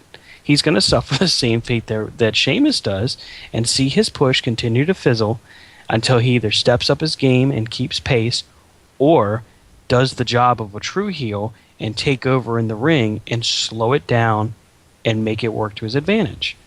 That's what guys like Randy Orton do, and I hate Randy Orton as a heel, not for the character. I just think he's boring. He works better as a face. I heard you say it on Sunday that you think he's better as a heel. He is. Tomato, tomato. There you go. It's to me, at the end of the day, Rusev is his own worst enemy. John Cena has nowhere to go except away from this feud as the champion because he's got to put someone else over. And he will. I have a feeling that even if it's not Kevin Owens right now, we may end up seeing a huge changing of the guard before next year's WrestleMania. Actually, I think we have seen a huge changing of the guard because look at where all 3 members of the Shield are now. I mean, they've been main eventing for over a year. Yeah, I know. And you don't get there by accident. No way. Bella Twins, Naomi and Tamina, I did not watch it. I went outside to smoke a cigarette. Here's the problem with the Bella Twins versus Naomi and Tamina. Naomi is boring. I'm sorry. There's a lot of fans out there that love Naomi and say she's this, that, and the other. No, she's not. She's really, really not. She has... her finish is a butt to the face. Folks, if people can get upset for Rikishi being inducted into the Hall of Fame when his claim to fame was a butt to the face, there's a problem here. Naomi is talented. She has improved, but she's not as good as everybody blows her up to be. Right. The fact that people were complaining that she didn't go over in this, that way, or the other, no, it's not her time. Maybe she needs another year or two. Nikki Bella and Brie Bella right now are writing out the end of their contracts. They're going to continue to get put over as long as they're able to outsell and merchandise for the women. That's just how it is. That's where John Cena was for a while. That's where they are right now. I do agree with the Brie mode thing. I think that's the dumbest thing I've ever heard. I mean, I kind of wondered, is she just not in a mode when she gets to the ring? I mean, it's just dumb. But ask Daniel Bryan. You'd have to ask him a lot of questions. There you go. There's a lot I'd like to ask. Let me throw this one out there real quick. First, let me hit the reset. It is 10:59 Central, 11:59 Eastern Time, right here on Beyond Ringside Back to Basics. Fast Eddie Layne, Stan Grubb on this Tuesday night thing. Thank you to everybody listening in through BeyondRingside.com, the Beyond Ringside radio app, TuneIn radio app, Ustream, Shoutcast, Win app, all the different methodologies that are available. And, of course, be sure to keep your eyes open on the media page at BeyondRingside.com for links to previous episodes and shows from all of the broadcast here on the Beyond Ringside family of shows. I want to lay this one out there real quick. There was no other way that this match could have ended at Payback other than by countout, and I'm talking about King Barrett versus Neville. If Neville goes over, you've got Barrett, who would sure as hell be a momentum breaker in a lot of ways. If you put Barrett over by pinfall over Neville, disqualification would have worked too, but you want to do things in a methodology in a manner that's going to help somebody maintain the integrity of their character and the storyline. And I think the count out with Barrett walking away going, you're not worth it, I think actually helped. I think that was the right thing to do. The match itself was good. It wasn't great, but it was a damn good match. Stan? I think only time will tell. I mean, it's clear they have a vision for Adrian Neville. And I think, again, this stupid dropping of the first names thing drives me nuts. It doesn't sound masculine enough. Oh, my God. Anyway, I don't know why they do it. It's just so stupid. If that's truly the reason, then somebody in creative needs their head knocked off. But I agree, Barrett winning would have hurt Neville in the long run. Neville winning, as far as a pinfall win, would kind of derail what they have planned for Barrett. I don't mind a count out. I do mind it on a pay-per-view. I think that's kind of lame. But, not every match can be a clean finish, and if you got the bad guy, he's got to try to find some way to make people hate him more. It did the job. I wish it would have been a little bit more time, because I know that they can deliver in a big, big way. Not their best outing, but it certainly wasn't horrible. And the Fatal 4-Way for the WWE World Heavyweight Championship, Ambrose, Orton, Reigns, and Rollins. I'm just going to sit back and say the entire match itself was pretty much outshone due to the factor of the triple powerbomb heard round the world. Because there was not an ass in any chair anywhere watching the second that they put together that triple powerbomb. I had heard rumbling that they were thinking of doing a heel Shield reunion, where people were talking about turning Ambrose and turning Reigns and having them be as part of the Authority. You guys talked about it on Sunday. The 4-way match, for one, was good. Yeah. Not bad at all. I was actually impressed to see how long it went and how exciting it was with all four guys. I don't like the continuous tease of a turn with Kane. It doesn't make sense to me. I don't care about it enough to really be too concerned about it, but it just doesn't make sense. The triple powerbomb, the spot itself, there was not a quiet person in the building, nor a person sitting down. Every single person wanted to see it. For me, what I liked the most out of it was the aftermath when Seth Rollins tried to play it off, and Dean Ambrose and Roman Reigns looked at him like, "What do you mean we?" And that was it. It was beautiful. So they planned that one out really well. I don't think... And I know that they took away his finish. I think they were worried about the concussion aspect of the curb stomp, which makes sense because it's a spot where you go face first into the ground. They need to find a finish for Seth Rollins fast, because as world champion, you better have a finish that everybody wants to see.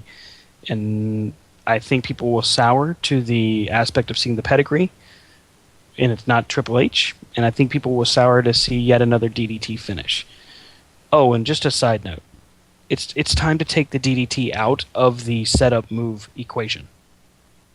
Dolph Ziggler delivers an awesome DDT, and it always gets a 10 or a 2 count. That makes no sense to me. Steve Austin is absolutely correct. The DDT is not a setup move; it is a finish. Yeah. I agree with that 100%, Jake Roberts. The man who made it a household word, damn devastating terror. Amen to that. The match itself, the Fatal 4-Way, was very good. It was it's put it this way, I replayed it. I watched it again because I enjoyed it. The entire show, I'm going traditional school grading system, and I'm legitimately going to give it a solid B. If it had not been for the fact, and I'm just going to sit back and assume based on what I've heard and read, that the Divas tag match was not good. I'm going to assume that. And that's bad of me. I'm not going to get, I would, if that match had not been on the card, I would probably give it an A-. If not a solid A. I'm just going to lay it out there like that. But because of the fact that they continue to ram matches such as this Divas tag match with, I'm sorry, you're right, Nikki Bella has come a long way. Yes, folks, you're hearing me say this. At 11:04 p.m. Central Time, you're hearing me say this. Nikki Bella has come a long way. Oh, yeah. Brie Bella is still not good. I used to think she was the more talented of the two, but I have to agree with you. Well, I'm beginning to think that if the butt look, talent cannot be sexually transmitted, nor can it be implanted, boobs and butt. Oh. Unless you're Do you working. think Cena paid for those? Probably Vince. No, I think Cena probably did. I think he likes them like that. And whereas Nikki has Kmart curves, poor Brie is looking like something you'd find at the thrift store. All those curves and me with no brakes. I like that one. Very nice. Jerry Lawler taught that one to us. Yeah, he did. Lawler's cool as hell. Your overall grade for the pay-per-view? I'd definitely give it a strong B, maybe a B+. Thank you, Stephanie McMahon. It's a solid show. Don't know that I would have paid $50 for it. I wouldn't have. I'm grateful I didn't. But at the same time, they really didn't promote the show well enough to sell the pay-per-view. They're selling the Elimination Chamber better than Payback, and it's only going to cost $10. Therein lies the rub because of the situation in play. I've just got to put everything in perspective and say, you know something, this was time where I'll sit back and say $9.99 well spent. Well, I think it also falls to the fact that they're finally doing what they should have did when they first rolled it out. Okay, no more pay-per-view. We're going to the network only. If you want to see our show, you're going to have to get the network. And eventually they should do this with Raw and SmackDown. No. WWE will die a flaming death if they take all their programming and bring it to the network. I don't think we're too far from seeing it. If you look at what you're getting for the network, now when the price point changes, totally different conversation. But at $10 a month, I'd pay it. Yeah. Come on, what else is out there? Lucha Underground and Ring of Honor. Okay, so let's say Lucha Underground gets a worldwide distribution platform. I will applaud. I would watch it on a weekly basis. I already watch it on a weekly basis, but I'd probably watch it live. The point is, it helps the business to pull WWE into the network itself. It helps WWE to go to the network itself. But here's the flip side of that. Out of sight, out of mind. That's right. With them off TV, you have to force an alternative to TV. And it's not going to be TNA. It's not going to be GFW, at least not for at least a couple years, unless they fizzle out quicker than we think. I mean, it's going to have to be Lucha or New Japan. Ring of Honor can't seem to pull it together because Sinclair doesn't want to put the money in. I mean, they've been on Sinclair, they've got the distribution, but they don't have the... They have the content, but they don't quite have the distribution. Correct. Thank you, Paul Heyman. If you don't have a delivery method for what your product is, you're not going to be successful. That's why Lucha is successful, because they have a very grassroots delivery method, and it works every single time. I'm going to take us in 2 words. Actually, I'll make it 4 words. Stan Grubb, last call. Oh, wow. First and foremost, let me just say that I am very sorry that I was not on Sunday. Totally my fault. I had no idea where my laptop was. I hate calling in from my phone. I do hate it. And Corey gets mad at me about it. He's got a right to. But I think I sound awful on my phone, so I'd rather not do it like that. So with that being the case, I am looking forward to being back on the air this Sunday. I'm grateful that you let me hang out tonight, by the way. It's nice to be able to plug the headset in and make sure everything's working, which was really my only goal. But I really enjoyed just sitting in and just hanging out. And of course, talking to Bambi is always a treat. I appreciate everything she does for wrestling. And it was cool to listen to Evan Ginsberg. That was really a good interview, just to listen to him talk about not just wrestling, but music and everything else. So that was pretty neat. Actually, the original interview that I did with Evan is, I believe, still, you can definitely find it on the media page at BeyondRingside.com, but I think it is still on the Podomatic feed as well. I don't think it's on the Spreaker feed, but I think it is still definitely on the Podomatic feed. But like I said, keep your eyes open on the media page at BeyondRingside.com, and I have made an adjustment and a change up over on that media page. I have started to move some of the anything 2014 and beyond is now on a different page. Okay. So I got to make sure to have that linked up. I'm going to go back and double check later tonight or tomorrow. I've just got so much I got to get done. I've got 3 weeks worth of podcasts for my church that I've got to finish up. Special hello to my friends and family down at Lakeview United Methodist here in Pelham, Alabama. Get a shameless plug for God. Can it be a shameless plug for God? This is me you're talking to. Ask that question again, please. Amen. Ask that. Yeah, really. And all God's children said, amen. Throw the plug for the show real quick. Sunday night, 9 p.m. Eastern Standard Time, myself and Corey will be on the air live. I believe he's got his internet back up and running, so we'll be live and in Memorex or something like that. Of course, we'll be talking about Elimination Chamber. We'll probably talk a little bit about the pay-per-view. Yes, we're most certainly going to be talking about Kevin Owens and his stellar Monday Night Raw debut.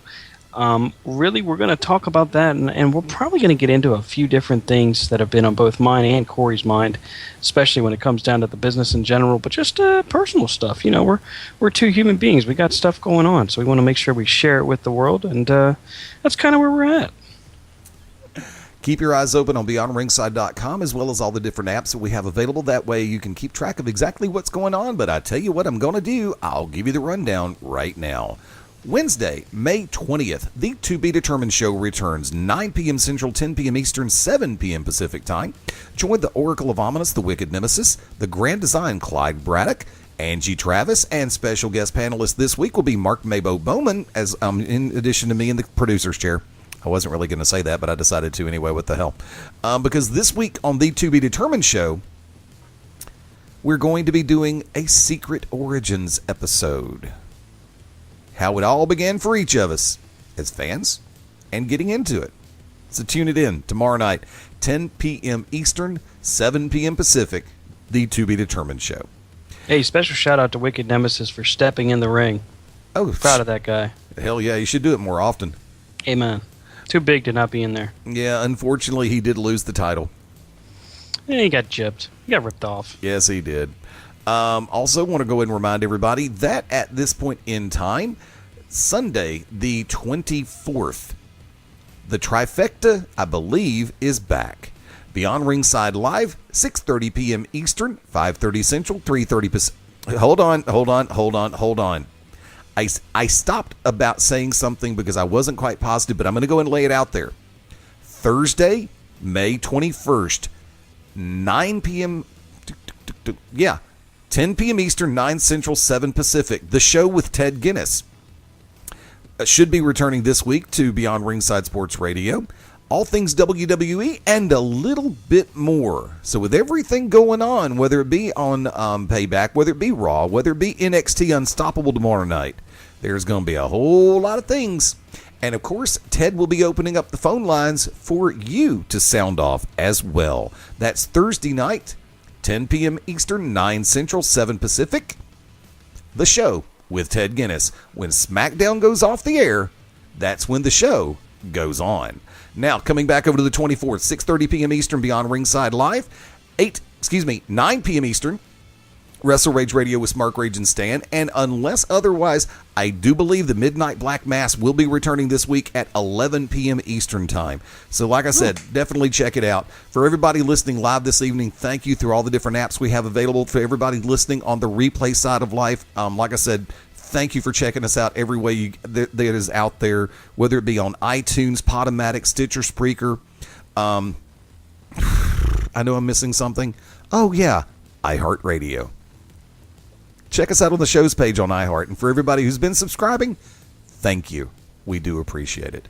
But definitely the media page at BeyondRingside.com. We've got the full listing up there, a lot of previous episodes, so we hope you check it out.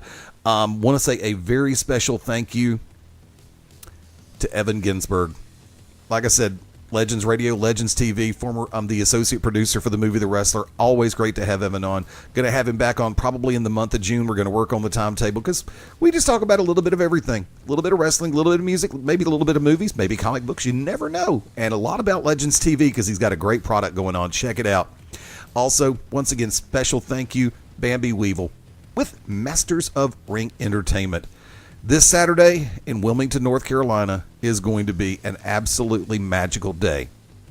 The Coastline Convention Center, 501 Nutt Street in Wilmington, North Carolina. Hang on, let me see something. Oh, okay, that's an old message. I'm sorry.